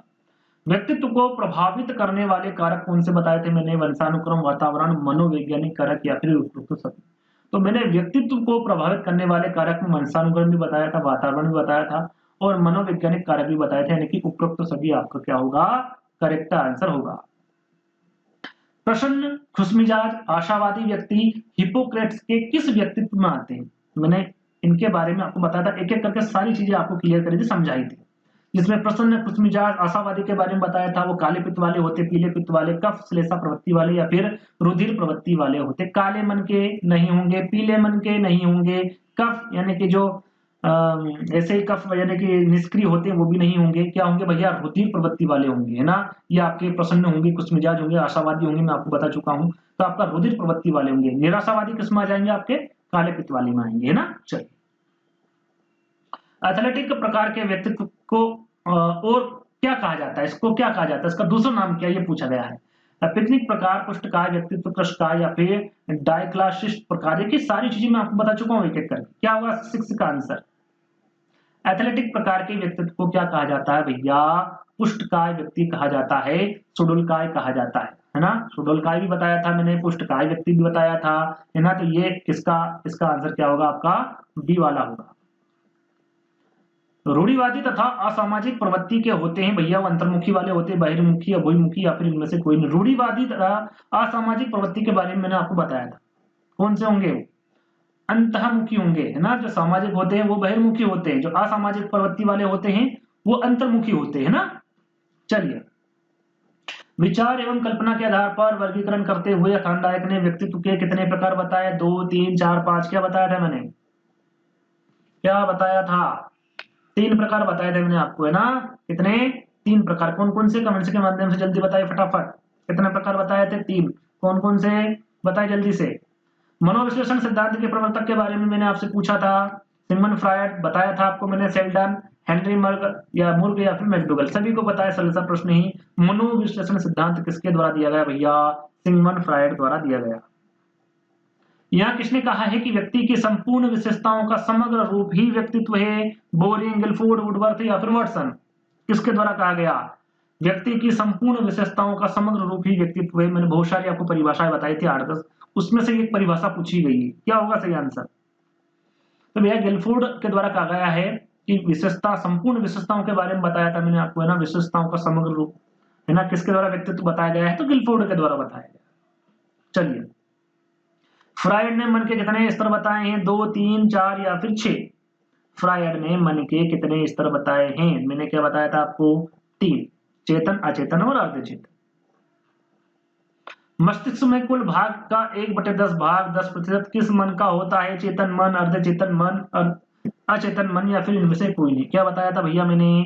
अचेतन मन का 1/10वां भाग, चेतन मन का 1/10, अचेतन मन का कितना बताया था मैंने? 9/10वां भाग, यानी कि ये आपका 90% हो गया और ये आपका 10% हो गया। वो चेतन मन क्या होगा? इसका करेक्ट आंसर होगा, है ना। चलिए, याद की गई बातों को अचानक भूल जाना, अटक जाना, हकला जाना, फ्रायड ने किसके अंतर्गत रखा भैया इसको? चेतन मन, अर्धचेतन मन, अचेतन मन या फिर इनमें से कोई नहीं। मैंने आपको बताया था, एक उदाहरण भी दिया था कि यदि कोई बच्चा परीक्षा परीक्षा दे रहा है, वहां पर कोई प्रश्न आ रहा है और वो उस प्रश्न को बार बार पढ़ रहा है लेकिन उसका आंसर उसको नहीं आ रहा, लेकिन जैसे ही वो एग्जाम हॉल से बाहर निकलता, प्रश्न पढ़ता है, तुरंत उसको याद आ जाता है। तो इस प्रकार का जो मन है वो कौन सा होगा? क्या बताया था मैंने? वो होगा आपका अर्धचेतन मन। इसमें आ जाएगा वो आपका अर्धचेतन मन में आ जाएगा, है ना। चलिए, एक लड़का बाजार में फलों की दुकान, देखिए यहाँ पर मैं तीनों आपके लिए जो उदाहरण बताए थे वो तीनों उदाहरण एक एक करके पूछूंगा, आंसर आपको देना फटाफट। एक लड़का बाजार में फलों की दुकान के पास खड़ा था। लड़के को भूख लगी थी किंतु जेब में उसके पैसे नहीं होने से उसका मन दुकान से केले चुरा कर खाने का खो रहा था, यानी कि ये विचार उसके मन में आ रहा था। तो फ्रायड ने इस अवस्था को क्या कहा है? किस में रखा है इसको? इड कहा है, ईगो कहा है, सुपर ईगो, यानी कि इनमें से कोई नहीं। क्या बताया था मैंने? जब इस प्रकार के विचार आते हैं तो कौन सा मन होता है या फिर वो किस अवस्था में होता है? इदम में होता है, जो कि बच्चा, छोटा बच्चा होता है, बचपन अवस्था उसको कह सकते हैं आप, है ना। उसमें चीजें वो करता है। अगला प्रश्न है, एक बच्चा चोरी, जैसे कि अभी तक चोरी करने की भावनाएं उसके मन में विचार आ रहे थे, लेकिन अब जो विचार आ रहा है वो क्या आ रहा है कि यदि मैं चोरी करूंगा तो पकड़ा जाऊंगा, मेरी पिटाई होगी, पुलिस द्वारा पकड़ा जा सकता हूं। फ्रायड ने इस अवस्था को क्या कहा गया है, किसमें रखा गया है? इदम में, अहम में, पराअहम में या फिर इनमें से कोई नहीं? ये यहाँ पर पराअहम है ना। किसमें रखा है? तो देखिए, इदम में वो वाला बच्चा आता है जिसके मन में चोरी करने की इच्छा जागृत हो रही है, यहाँ पर उसको डर लग रहा है, तो वो किसमें आएगा? आपका अहम में, ईगो में आ जाएगा, क्योंकि यहाँ पर वो समझदार है, यहाँ पर आगे क्या होने वाला है उस स्थिति को वो भांप रहा है, यानी कि ये वास्तविक जीवन में जीने वाले व्यक्ति होते हैं जो कि अहम वाले होते हैं ना। एक बच्चा चोरी करते समय उसके मन में यह विचार आता है कि एक बच्चा चोरी करते समय उसके मन में, अरे 2 बार आ गया है ना। चलिए, कहने का मतलब यह है कि एक बच्चा चोरी करते समय उसके मन में यह विचार आता है कि चोरी करना पाप है, अनैतिक है। ये मैंने आपको उदाहरण दिया था। ये किस अवस्था में होगा? इदम में आपको बता चुका हूं, अहम में बता चुका हूं। अब क्या बचा आपका? पराअहम। पराअहम लिखा हुआ है ना, ये सुपर ईगो की बात की जा रही है ना। इसमें जो धार्मिक प्रवृत्ति वाले व्यक्ति आते हैं, इसमें उनके मन, यानी कि उनको पता होता है क्या अच्छा है क्या बुरा है ना। इस प्रकार के व्यक्ति किसमें आते हैं? आपके सुपर ईगो में आते हैं। जहां व्यक्ति की आवश्यकताएं, इच्छाएं, आकांक्षाएं जिनकी पूर्ति वास्तविक जगत में नहीं हो पाती, कहां पर संग्रहित होती हैं? जैसे कि आपको उदाहरण भी मैंने दिया था, कार या गाड़ी का उदाहरण दिया था कि भैया उसकी इच्छा गाड़ी लेने की है, कार लेने की, कुछ और करने की है, लेकिन वो इच्छाएं, वो आकांक्षाएं उसकी पूरी नहीं हो पाती हैं, तो वो किसमें संग्रहित हो जाती है? चेतन मन में होती है, अर्धचेतन मन में, चेतन मन में, या फिर इनमें से कोई नहीं? तो इस प्रकार की जो आकांक्षाएं, इच्छाएं हैं, आवश्यकताएं हैं, वो अचेतन मन में होगी, याद रखिएगा हमेशा, है ना। है ना, दमन हो जाती है, उसमें संग्रहित हो जाती है अचेतन मन में। चलिए, अहम निर्देशित होता है।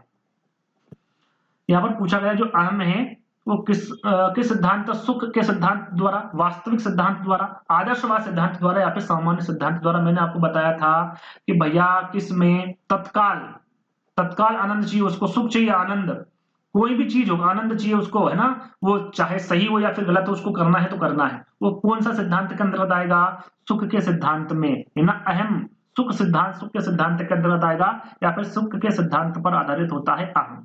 वास्तविक आपका ईगो आ जाएगा, आदर्शवादी में आपका सुपर ईगो आ जाएगा। ये तीनों चीजें मैं आपको बता चुका हूं।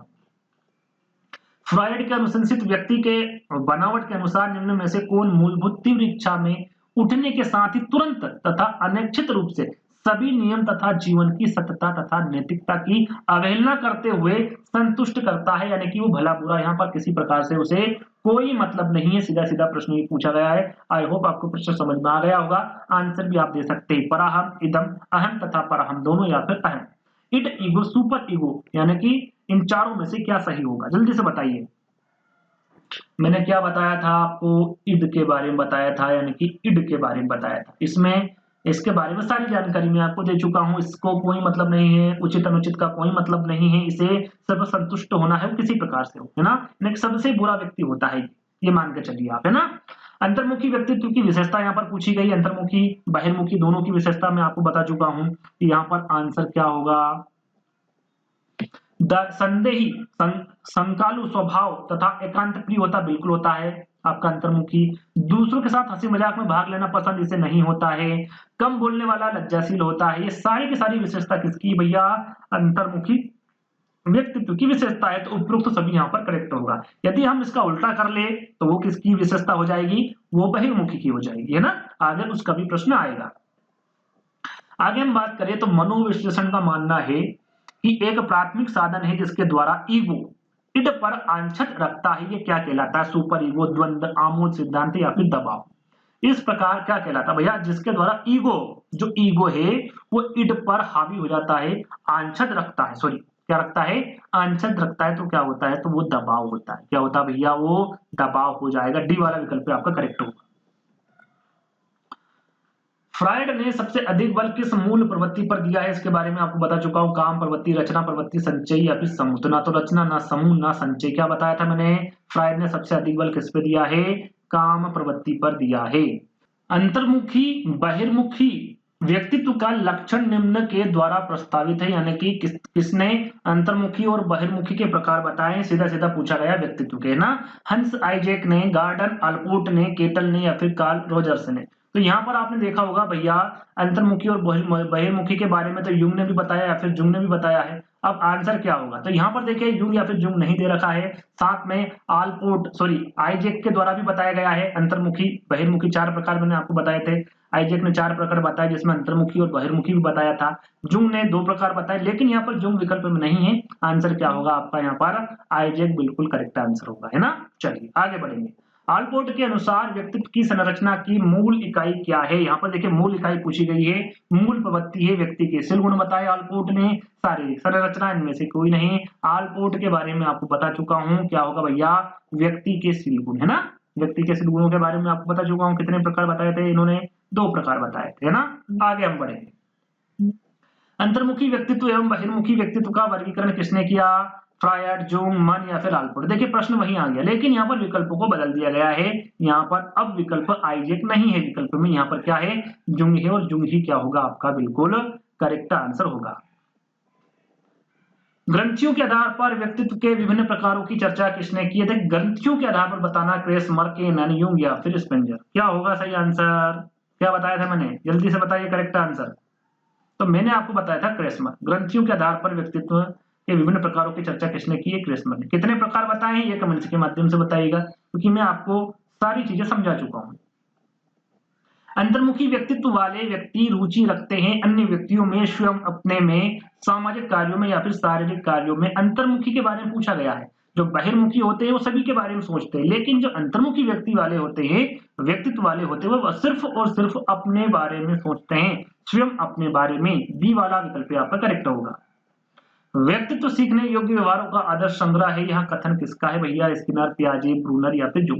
ये कथन किसके द्वारा कहा गया है? व्यक्तित्व सीखने योग्य व्यवहारों का आदर्श संग्रह है। तो ये जो कथन होगा आपका स्किनर के द्वारा दिया गया कथन है, इसके द्वारा स्किनर। व्यक्ति इतिहास विधि के बारे में मैंने केस हिस्ट्री के बारे में बताया था आपको, किसके द्वारा प्रतिपादित किया गया? पाइन व टेडलर, टाइडमेन, विलियम वुंट या फिर टिचनर। बताइए क्या होगा सही आंसर? व्यक्ति इतिहास विधि के बारे में आपको बताया था, क्या बताया था? टाइडमेन, है ना। बी वाला विकल्प क्या होगा आपका? करेक्ट होगा। चलिए अगला प्रश्न। केटल द्वारा विश्लेषित किए गए व्यक्तित्वशील गुणों की संख्या कितनी बताई थी भैया? केटल ने 13, 15, 16 या फिर 14? मैंने जितने भी शील गुण बताए हैं उनके बारे में बताया। कितनी बताई थी भैया? 16, और 16 शील गुणों के बारे में आपको बता चुका हूं। तो तीसरा वाला विकल्प आपका करेक्ट होगा। अचेतन मन का अध्ययन किया जाता है, किसके द्वारा किया जाता है भैया? कौन सी विधि में किया जाता है? मनोविश्लेषण विधियों द्वारा, अवलोकन द्वारा, साक्षात्कार द्वारा या फिर आत्मकथा द्वारा। तो अचेतन मन की जहां पर बात की जाती है तो याद रखिएगा ये मनोविश्लेषण विधियों द्वारा किया जाता है अचेतन मन का अध्ययन, है ना। तो पहला वाला विकल्प आपका करेक्ट होगा। मुरे ने एक परीक्षण की रचना करके इतिहास रच दिया, वहां किया है। भाई सीधा सीधा पूछा गया कि मुरे ने कौन से परीक्षण की रचना की है? स्याही धब्बा परीक्षण, वाक्य पूर्ति परीक्षण, मूल्यांकन परीक्षण और विषय आत्मबोध परीक्षण। तो याद रखिएगा इसका सही आंसर होगा आपका विषय आत्मबोध परीक्षण की रचना की है मुरे ने, है ना। तो डी वाला विकल्प आपका करेक्ट होगा। स्याही धब्बा परीक्षण में कुल कार्ड की संख्या में आपको बता चुका हूं, 10, 32, 31 या फिर 20। क्या होगा? क्या बताया था मैंने? स्याही धब्बा परीक्षण में कुल कार्ड की संख्या कितनी होगी भैया? 10 होगी, है ना। आगे बढ़ेंगे। वह अभ्यास के आधार पर व्यक्तित्व का वर्णन कहा जाता है गहन दृष्टिकोण, मानवीय दृष्टिकोण, सतही दृष्टिकोण या फिर प्रक्षेणात्मक दृष्टिकोण। क्या होगा? तो वह आभास के आधार पर व्यक्तित्व का जो वर्णन कहा जाता है, याद रखिएगा वो सतही दृष्टिकोण कहा जाएगा। क्या कहा जाएगा? सतही दृष्टिकोण। तीसरा वाला विकल्प आपका करेक्ट होगा। व्यक्तित्व के विभिन्न आयामों में से कौन सा नहीं है? शारीरिक एवं मानसिक आयाम, सामाजिक आयाम, संवेगात्मक आयाम या फिर भौतिक आयाम। व्यक्तित्व में जितने भी आयाम बताए हैं उन सभी की बात की जा रही है यहाँ पर। तो देखिए भौतिक जो आयाम है ये नहीं होगा, है ना। तो फोर्थ वाला विकल्प आपका करेक्ट होगा। जिन इच्छाओं की पूर्ति नहीं होती तो उसका भंडार ग्रह निम्न में से कौन सा होगा? देखिए इसके बारे में आपको बता चुका हूं। यहां पर हम देखेंगे तो हमने आपको बताया था अचेतन। क्या बताया था? अचेतन मन। इसमें क्या होता है? इच्छाओं की पूर्ति जो नहीं होती उसका भंडार ग्रह किसमें होता है? अचेतन मन में होता है। लेकिन विकल्प में है नहीं, इदम है, परम है, अहम है या फिर इदम एवं अहम है। अब क्या लगाए? तो मैंने आपको बताया था कि अचेतन मन का राजा कौन होता है भैया? क्या बताया था मैंने आपको? अचेतन मन का राजा कौन होता है? तो वो होता इदम। बताया था मैंने आपको। तो यहाँ पर क्या सही होगा भैया? इदम आपका करेक्ट आंसर होगा। जिन इच्छाओं की पूर्ति नहीं होती है उसका भंडार ग्रह किसमें होता है? इदम में होता है। निम्नलिखित में से वाक्य कहानी पूर्ति परीक्षण का प्रतिपादन किसने किया था? रोर्सक ने, मॉर्गन व मूरे ने, रोर्सा भी बोलते हैं, रोर्सक भी बोलते हैं ना, लियोपोल्ड बेलक ने, पाइन व टेडलर ने। क्या हुआ? वाक्य कहानी पूर्ति परीक्षण के बारे में बताया था मैंने आपको, किसके द्वारा दिया गया? तो पाइन व टेडलर के द्वारा दिया गया, है ना। आगे बढ़ेंगे। अंतर्मुखी व्यक्ति की फिर यहाँ पर विशेषता पूछी गई है और यहाँ पर प्रश्न बदल दिए गए, सॉरी विकल्प बदल दिए गए हैं। अब क्या होगा सही आंसर? और ये यदि आप ध्यान रखेंगे तो जो प्रश्न मैंने इसके पहले पूछा था उसी में से एक विकल्प रखा है और वही यहाँ पर आंसर है। क्या होगा? संदेह, संकल्प तथा एकांत प्रिय रहने वाले, दूसरों के साथ हंसी मजाक करने वाले, ये आपका बहिर्मुखी वाले हो जाएंगे, है ना। समूह का नेतृत्व करने वाले ये भी बहिर्मुखी वाले हो जाएंगे। दूसरों को अपने अनुकूल बनाने की क्षमता ये भी आपका बहिर्मुखी। संदेह, संकल्प तथा एकांत प्रिय रहने वाले जो व्यक्ति होते हैं ये अंतर्मुखी व्यक्तित्व वाले होते हैं और यही इसकी विशेषता है। पहला वाला विकल्प आपका करेक्ट होगा। निम्नलिखित में से 16 पीएफ प्रश्नावली के प्रतिपादक कौन होंगे? केटल, ऑलपोर्ट, यूंग या फिर हेज आइजेंक, है ना। और 16 पीएफ के बारे में आपको बता चुका हूं। क्या होगा भैया करेक्ट आंसर? आरबी केटल द्वारा 16 पीएफ प्रश्नावली के प्रतिपादक ये होंगे आरबी केटल। व्यक्तित्व एवं बुद्धि के वंशानुक्रम की नाम मात्र की भूमिका होती है महत्वपूर्ण भूमिका, अपूर्वानुमान होता है या फिर आकर्षक भूमिका होती है। व्यक्तित्व एवं बुद्धि में वंशानुक्रम की क्या भूमिका होती है ये पूछा गया है, तो याद रखिएगा महत्वपूर्ण भूमिका होती है। कैसी? महत्वपूर्ण। निम्नलिखित में से व्यक्तित्व की एक आत्मनिष्ठ विधि के बारे में मैंने आपको बताया था। आत्मनिष्ठ विधि, वस्तुनिष्ठ विधियां, मनोविश्लेषणात्मक विधियां, सारी प्रक्षेपी विधियां, इन सभी के बारे में आपको बता चुका हूं। यहाँ पर आत्मनिष्ठ विधि कौन सी विधि होगी? निरीक्षण विधि, आत्म साक्षात्कार साक्षात्कार विधि, समाजमिति विधि या फिर क्रम निर्धारण मापनी। तो यहाँ पर देखिए मैं आपको क्या बताया था भैया, निरीक्षण विधि, समाजमिति विधि और क्रम निर्धारण विधि, ये किसके अंतर्गत आएगी? वस्तुनिष्ठ विधियों के अंतर्गत आएगी। आपकी साक्षात्कार विधि क्या है? आत्मनिष्ठ विधि है और यही आपका सही आंसर होगा। आत्मनिष्ठ विधि कह लीजिए, आत्मकथा आत्मनिष्ठ विधि कह लीजिए या फिर व्यक्तिनिष्ठ विधि कह लीजिए। इसके अंतर्गत आत्मकथा विधि, प्रश्नावली विधि, जीवन व्रत जिसे व्यक्ति इतिहास विधि और साक्षात्कार विधि, ये सारी विधियां किसके अंतर्गत आएगी? आपकी आत्मनिष्ठ विधि के अंतर्गत आएगी। आंसर क्या होगा आपका? बी वाला होगा। मात्रात्मक व्यक्तिगत क्षमता रूपी प्रक्रिया को क्या कहा जाता है? विकास, वृद्धि, संतुलन या फिर परिपक्वता, क्या कहा जाता है?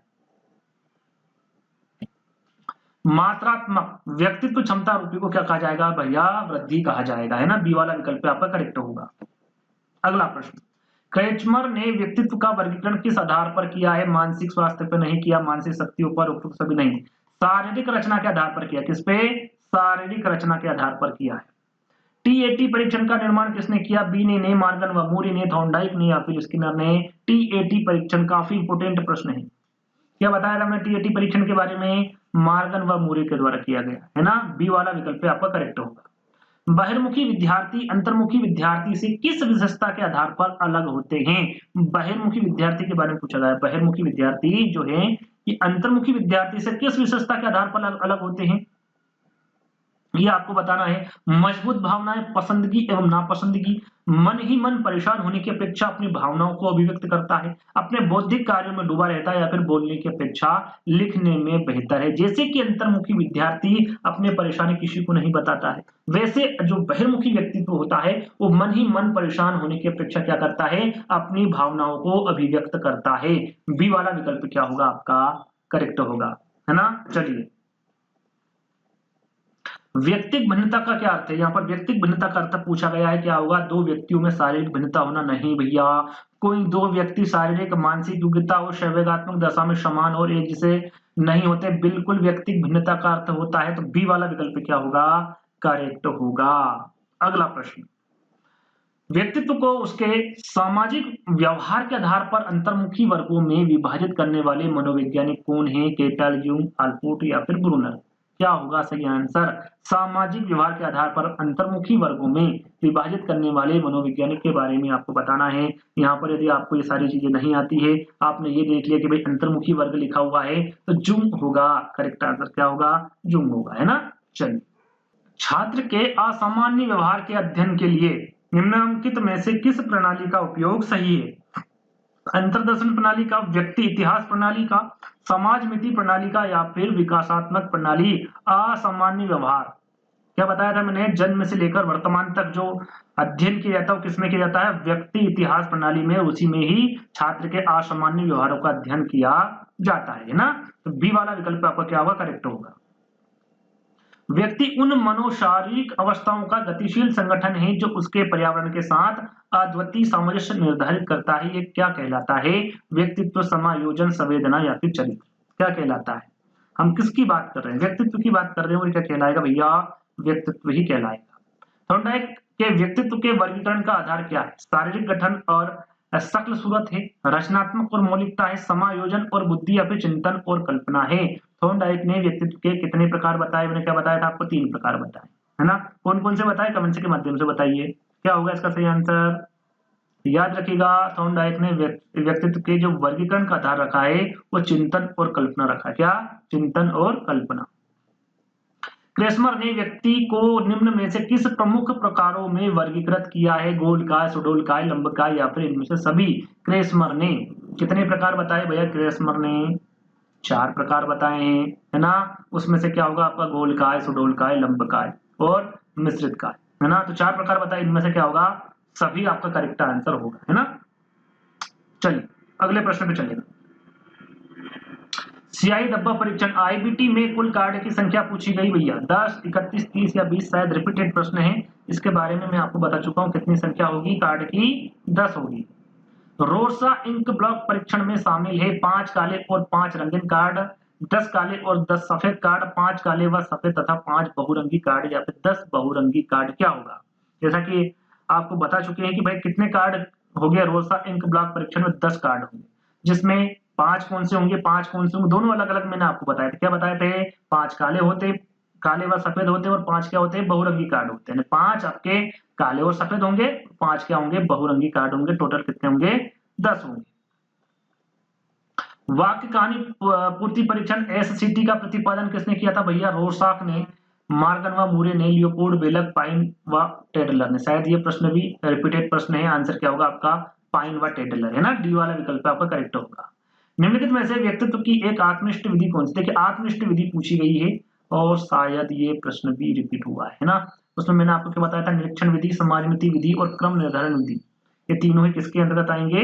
ये तीनों की तीनों आपके वस्तुनिष्ठ विधियों के अंतर्गत आएंगे। आत्मनिष्ठ विधि के बारे में पूछा है तो आपका साक्षात्कार विधि करेक्ट आंसर होगा। आपके साक्षात्कार विधि हो जाएगा, उसमें आत्मकथा विधि हो जाएगा, प्रश्नावली विधि हो जाएगा, जीवन व्रत विधि हो जाएगा, है ना। सारी की सारी किसकी हैं? आत्मनिष्ठ विधि के अंतर्गत आएगी। निरीक्षण विधि, बही दर्शन के प्रतिपादक कौन होंगे? थर्स्टन, मोरेना, वाटसन या फिर विलियम वुंट कौन होंगे? क्या होगा सही आंसर? निरीक्षण विधि के बारे में पूछा था, बताया था मैंने आपको, जिसे बही दर्शन विधि भी कहते हैं। क्या बताया था आंसर? जेबी वाटसन, है ना। तीसरा वाला विकल्प आपका करेक्ट होगा। स्वप्न विश्लेषण विधि, व्यक्ति मापन की एक विधि कौन सी भैया? स्वप्न विश्लेषण विधि, व्यक्ति यानी कि कह सकते हैं कि स्वप्न विश्लेषण विधि किसके अंतर्गत आएगी? किस व्यक्तित्व मापन विधि की एक विधि है? व्यक्तिनिष्ठ की है, अप्रक्षित विधि की है, मनोविश्लेषण विधि की, या फिर आत्मनिष्ठ विधि की। मैंने अंत में 2 विधियां आपको बताई थी। किसकी बताई थी? वो मनोविश्लेषण विधि के बारे में आपको बात की थी। मुक्त स्वतंत्र शब्द साहचर्य विधि और स्वप्न विश्लेषण विधि, ना। 2 तरह की विधि मैंने आपको बताई थी, तो वो मनोविश्लेषण विधि के अंतर्गत आएगी। प्रासंगिक अंतर्बोध परीक्षण में कुल चित्रित कार्ड की संख्या कितनी है? देखिए यहाँ पर प्रासंगिक अंतर्बोध परीक्षण के बारे में पूछा गया 31, 30, 21 या फिर 20। क्या बताया था मैंने? 30 प्लस 1, टोटल कितने होगा? 31। तो कितने होंगे भैया? 31 यहाँ पर करेक्ट आंसर होगा। प्रासंगिक अंतर्बोध परीक्षण किसके द्वारा दिया गया? पूछा गया लियोपोल्ड, बेलक, मार्गन एवं मूरे, हरमन रोसा या फिर होल्ड जैकमैन। क्या होगा? सरल सा प्रश्न है, सभी को पता है इसका आंसर, काफी बार बता चुका हूं। क्या होगा भैया? मार्गन एवं मूरे, इनके द्वारा प्रासंगिक अंतर्बोध परीक्षण दिया गया। प्रासंगिक अंतर्बोध परीक्षण में पुरुषों के कार्ड की संख्या, सिर्फ यहाँ पर पुरुषों के कार्ड की संख्या पूछी गई है। कितनी होगी भैया? 60 का सही आंसर क्या होगा? टोटल कितनी थी प्रासंगिक अंतर्बोध परीक्षण में? 31, 30 प्लस 1। लेकिन यहाँ पर पुरुषों के कार्ड की संख्या पूछी गई है। देखिए 10 पुरुषों के कार्ड में थी, 10 आपके महिलाओं में, और 10 आपके महिला और पुरुष दोनों की थी। तो यहाँ पर सिर्फ और सिर्फ पुरुषों की पूछी गई, तो क्या होगा आपका? 10। महिला की पूछे तो भी 10 होती, दोनों की पूछे तो भी 10 होती, तीनों मिलाकर कितनी हुई? 30, और एक खाली कार्ड हुआ था, है ना। खाली कार्ड इसमें रहता है, तो 10 यानी कि बी वाला विकल्प आपका करेक्ट होगा। व्यक्तित्व मापन की समाजमिति का विकास किसने किया? समाजमिति का विकास मोरेनो, मार्गन, वुडवर्थ या फिर गाल्टन। समाजमिति के बारे में आपको बताया था मैंने। क्या होगा करेक्ट आंसर? मोरेनो, है ना। पहला वाला विकल्प आपका करेक्ट होगा। आइजैक के व्यक्तित्व सिद्धांत में निम्न में से किस एक को सम्मिलित नहीं किया भैया? आइजैक ने बहिर्मुखी को, अंतर्मुखी को, समाज विरोधी या फिर खुलापन। तो इन्होंने कितने प्रकार बताए? 4, जिसमें आपका बहिर्मुखी हो जाएगा, अंतर्मुखी हो जाएगा, समाज विरोधी हो जाएगा, खुलापन क्या होगा? नहीं होगा। इनके द्वारा ये नहीं बताया गया है। 4th वाला विकल्प क्या होगा? बिल्कुल करेक्ट होगा। स्वतंत्र शब्द साहचर्य विधि के प्रतिपादक के बारे में पूछ लिया गया भैया। रोरसा होगा, गाल्टन होगा, मूरे होगा या फिर सिगमंड फ्रायड। स्वतंत्र शब्द साहचर्य विधि के बारे में पूछा गया है। करेक्ट आंसर आपको बताना है सबसे पहले क्या होगा। क्या बताया था मैंने? स्वतंत्र शब्द साहचर्य विधि का फ्रांसिस गाल्टन। बी वाला विकल्प क्या होगा आपका? बिल्कुल सही होगा। टीएटी का भारतीकरण किसने किया था? सबसे पहले हमने टीएटी परीक्षण के बारे में जाना। अब भारतीकरण किसके द्वारा किया गया? सक्सेना, दुबे, वार्चना बताया था कि मैंने नहीं बताया था। डॉक्टर उदय पारिक बताया था कि नहीं बताया था। क्या बताया था? उमा चौधरी बताया था। तीसरा वाला विकल्प क्या होगा? करेक्ट होगा। एक 4-5 वर्ष के बालक में अपने पिता की अपेक्षा माता के प्रति अत्यधिक प्रेम की भावना विकसित हो जाती है। बालक के व्यवहार में होने वाले इस परिवर्तन को फ्रायड द्वारा क्या नाम दिया गया है? मैंने आपको बताया था, यदि बालक जो प्यार करता है सबसे ज्यादा वो अपनी माता को करता है, जो बालिका प्यार करती है वो सबसे ज्यादा अपने पिता को प्यार करती है, तो उनमें कौन सी ग्रंथियां पाई जाती है? दोनों के बारे में मैंने आपको बताया था। यदि बालक अपने माता से अधिक प्रेम करता है तो उसमें ओडिपस कॉम्प्लेक्स यानी कि ओडिपस ग्रंथि पाई जाती है। और यदि यहाँ पर लड़की के बारे में पूछा जाता है कि लड़की अपने पिता को अत्यधिक प्रेम करती है तो उसमें इलेक्ट्रा कॉम्प्लेक्स यानी कि इलेक्ट्रा ग्रंथि के बारे में आपको आंसर लगाना था। लेकिन यहाँ पर बालक के बारे में पूछा गया तो क्या होगा आपका बी है ना, बी है और ये सी है, तो बी वाला विकल्प आपका करेक्ट होगा। आत्म केंद्रित व्यक्ति होता है अंतर्मुखी, बहिर्मुखी, उभयमुखी या फिर सामाजिक निर्भर, क्या होगा भैया? आत्म केंद्रित के बारे में पूछा गया है, सबसे जो पहला वाला विकल्प है वही सही होगा, अंतर्मुखी है ना। अगला प्रश्न, वहां प्रथम मनोवैज्ञानिक जिसने मानव व्यक्तित्व के अवचेतन भाग की व्यवस्थित रूप से छानबीन का प्रयास किया, Bandura, Thorndike, Wertheimer, Sigmund Freud. Correct answer क्या होगा? सरल सा प्रश्न है, सभी को बता भैया, कौन होगा? सिगमंड फ्रायड है ना। चेतन, अवचेतन और अर्धचेतन। चलिए, निम्नलिखित में से कौन सा क्रेस्मर द्वारा प्रदत्त व्यक्तित्व के शरीर रचना सिद्धांत के वर्गीकरण का प्रकार है? गोलाकृति, लंबाकृति, आयताकृति या फिर उपरोक्त सभी, क्या होगा? यहाँ पर पूछा गया भैया क्रेचमर द्वारा प्रदत्त व्यक्तियों के शरीर रचना सिद्धांत के द्वारा वर्गीकरण किया गया था, कितने प्रकार बताए थे? 4 प्रकार, उसमें से गोलाकृति भी बताया था, लंबाकृति भी और आयताकृति है ना। उपरोक्त सभी यहाँ पर क्या होगा आपका? बिल्कुल करेक्ट आंसर होगा। चलिए अगला प्रश्न, बेलॉक ने व्यक्तित्व मापन के प्रसंग बोध परीक्षण हेतु क्या लिए तैयार किए गए बालों को? देखिए थोड़ा सा प्रश्न ऊपर नीचे हो गया। प्रश्न इस प्रकार से पूछा गया है कि आपका जो बाल प्रसंगात्मक बोध है ना, इसको क्या कहते हैं? बाल संपत्ति परीक्षण भी कहते हैं या फिर बाल अंतर्बोध परीक्षण, टीएटी। सीधा सीधा पूछा गया भाई, टीएटी के बारे में पूछा गया है ना, इसको क्या कहते हैं? बाल अंतर्बोध परीक्षण भी कहते हैं। इसमें जो ये परीक्षण दिया है किसके द्वारा दिया गया भैया? बेलोक के द्वारा दिया गया है। इसमें जो बच्चे हैं वो कितने से कितने वर्ष तक के आयु के बच्चे रखे गए ये पूछा गया है। इसमें 0 से 5, 3 से 10, 2 से 5 या फिर 5 से 10। क्या बताया था मैंने? बाल अंतर्बोध परीक्षण सीएटी के बारे में। सॉरी, सीएटी है यार, टीएटी नहीं है। ये परीक्षण कौन सा है? सीएटी परीक्षण है ना, टीएटी नहीं है। तो सीएटी परीक्षण के बारे में मैंने क्या बताया था? 3 से 11 बताया था। कितना बताया था? 3 से 11। तो 3 से 10 यहाँ पर आप लगा सकते हैं, 3 से 10 भी आपका क्या होगा? करेक्ट आंसर होगा ना। टीएटी नहीं है ये, सीएटी परीक्षण है, बाल अंतर्बोध परीक्षण है ना। चलिए आगे बढ़ेंगे। एक अध्यापक ने विद्यार्थियों का टीएटी परीक्षण किया ताकि उनमें निम्न में से निम्न की पहचान की जा सके: उपलब्धि की, अभिक्षमता की, व्यक्तित्व की या फिर अभिवृत्ति की। किसकी? जल्द से बताइए। तो किसकी पहचान की जा सके? व्यक्तित्व की पहचान की जा सके। तीसरा वाला विकल्प आपका करेक्ट होगा। तो रोसा स्याही धब्बा परीक्षण व्यक्तित्व परीक्षण का कौन सा प्रकार है? प्रक्षेपी है, अप्रक्षेपी है, आत्मनिष्ठ है या फिर अर्ध प्रक्षेपी है? इनके बारे में मैं आपको बता चुका हूं कि कौन सा प्रक्षेपी, कौन सा अप्रक्षेपी। तो रोसा स्याही धब्बा परीक्षण किसके अंतर्गत आएगा भैया? प्रक्षेपी विधियों के अंतर्गत आएगा। पहला वाला विकल्प आपका करेक्ट होगा। रोसा स्याही धब्बा परीक्षण है ना, प्रसंगात्मक बोध जिसको टीएटी भी कहते हैं है ना, बाल अंतर्बोध जिसको सीएटी कहते हैं, वाक्य या फिर कहानी पूर्ति परीक्षण, सारे के सारे किसके अंतर्गत आएंगे? प्रक्षेपी के अंतर्गत आएंगे। मनोविश्लेषणात्मक प्रणाली के जन्मदाता कौन है भैया? वुडवर्थ, सिगमंड फ्रायड, जुग या फिर रॉस? सभी को बता भैया, मनोविश्लेषणात्मक प्रणाली के जन्मदाता कौन होंगे? सिगमंड फ्रायड होंगे। टीएटी परीक्षण में कार्य की संख्या कितनी बताई गई है? 10, 40, 20 या फिर 31?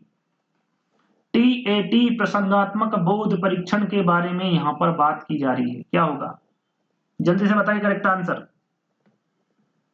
31, 30 प्लस 1 बताया था मैंने आपको है ना, ये शायद रिपीटेड प्रश्न है। निम्न में से कौन सी विधि प्रक्षेपी परीक्षण है? टीएटी, 16 पीएफ, एनवीसीआई या फिर टीएटी सॉरी डीएटी? प्रक्षेपी परीक्षण अभी मैंने आपको बताया था, सारा जितने भी प्रक्षेपी परीक्षण उनके बारे में आपको बताया था एक एक करके। क्या होगा सही आंसर? टीएटी है ना। क्या बताया था? प्रसंगात्मक बोध परीक्षण। अंतर्मुखी व्यक्तित्व के लोग रुचि रखते हैं सामाजिक कार्यों में, मित्रों में, स्वयं में या फिर पार्टियों में? अंतर्मुखी क्या बताया था मैंने? जो अंतर्मुखी व्यक्तित्व होते हैं ये स्वयं में रुचि रखते हैं, सामाजिक कार्यों में, मित्रों में, पार्टियों में तो आपका बहिर्मुखी व्यक्तित्व आएगा है ना। यहाँ पर अंतर्मुखी के बारे में पूछा गया है तो तीसरा वाला विकल्प आपका करेक्ट होगा। निम्नलिखित में से कौन सी प्रक्षेपी परीक्षण की विशेषता नहीं है? अस्पष्ट उद्दीपक, अनुक्रिया की स्वतंत्रता, वस्तुनिष्ठ व्याख्या या फिर व्यक्ति परक प्रत्यक्षण? यहाँ पर प्रत्यक्षण लिखा हुआ है ना, क्या होगा?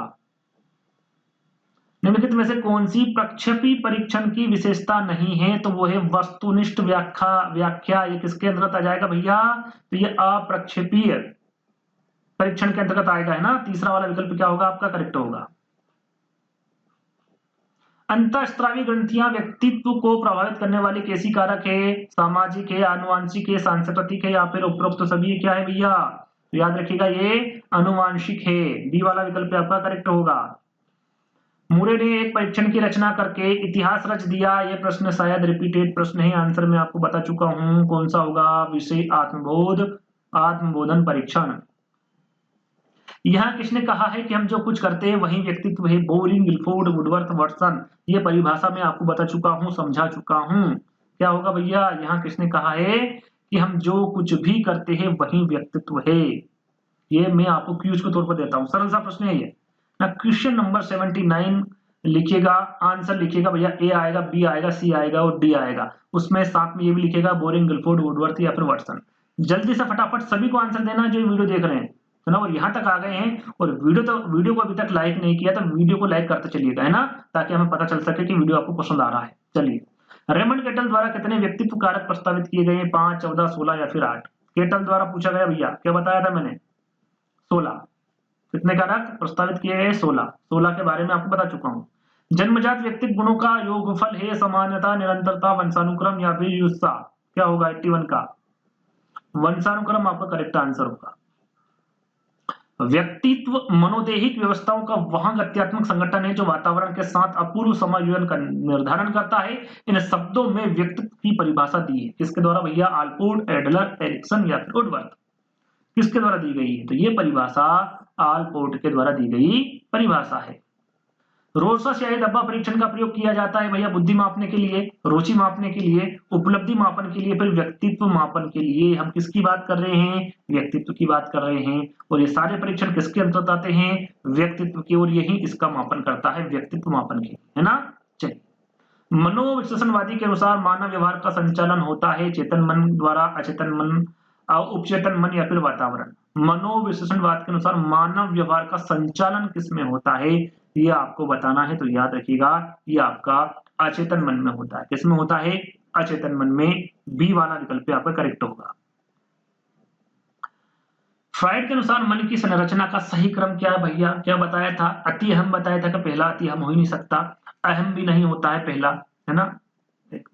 न अति होता है, न अहम होता है, न इनमें से कोई नहीं। इदम, अहम और अति अहम, जैसे आप इन ईगो, सुपर ईगो भी कहते हैं। बी वाला विकल्प आपका करेक्ट होगा। प्रक्षेपण विधि द्वारा किसका अध्ययन किया जाता है? चेतन मन का, बुद्धि का, अचेतन मन का या फिर सृजनात्मकता? प्रक्षेपण विधि के द्वारा पूछा गया। 86।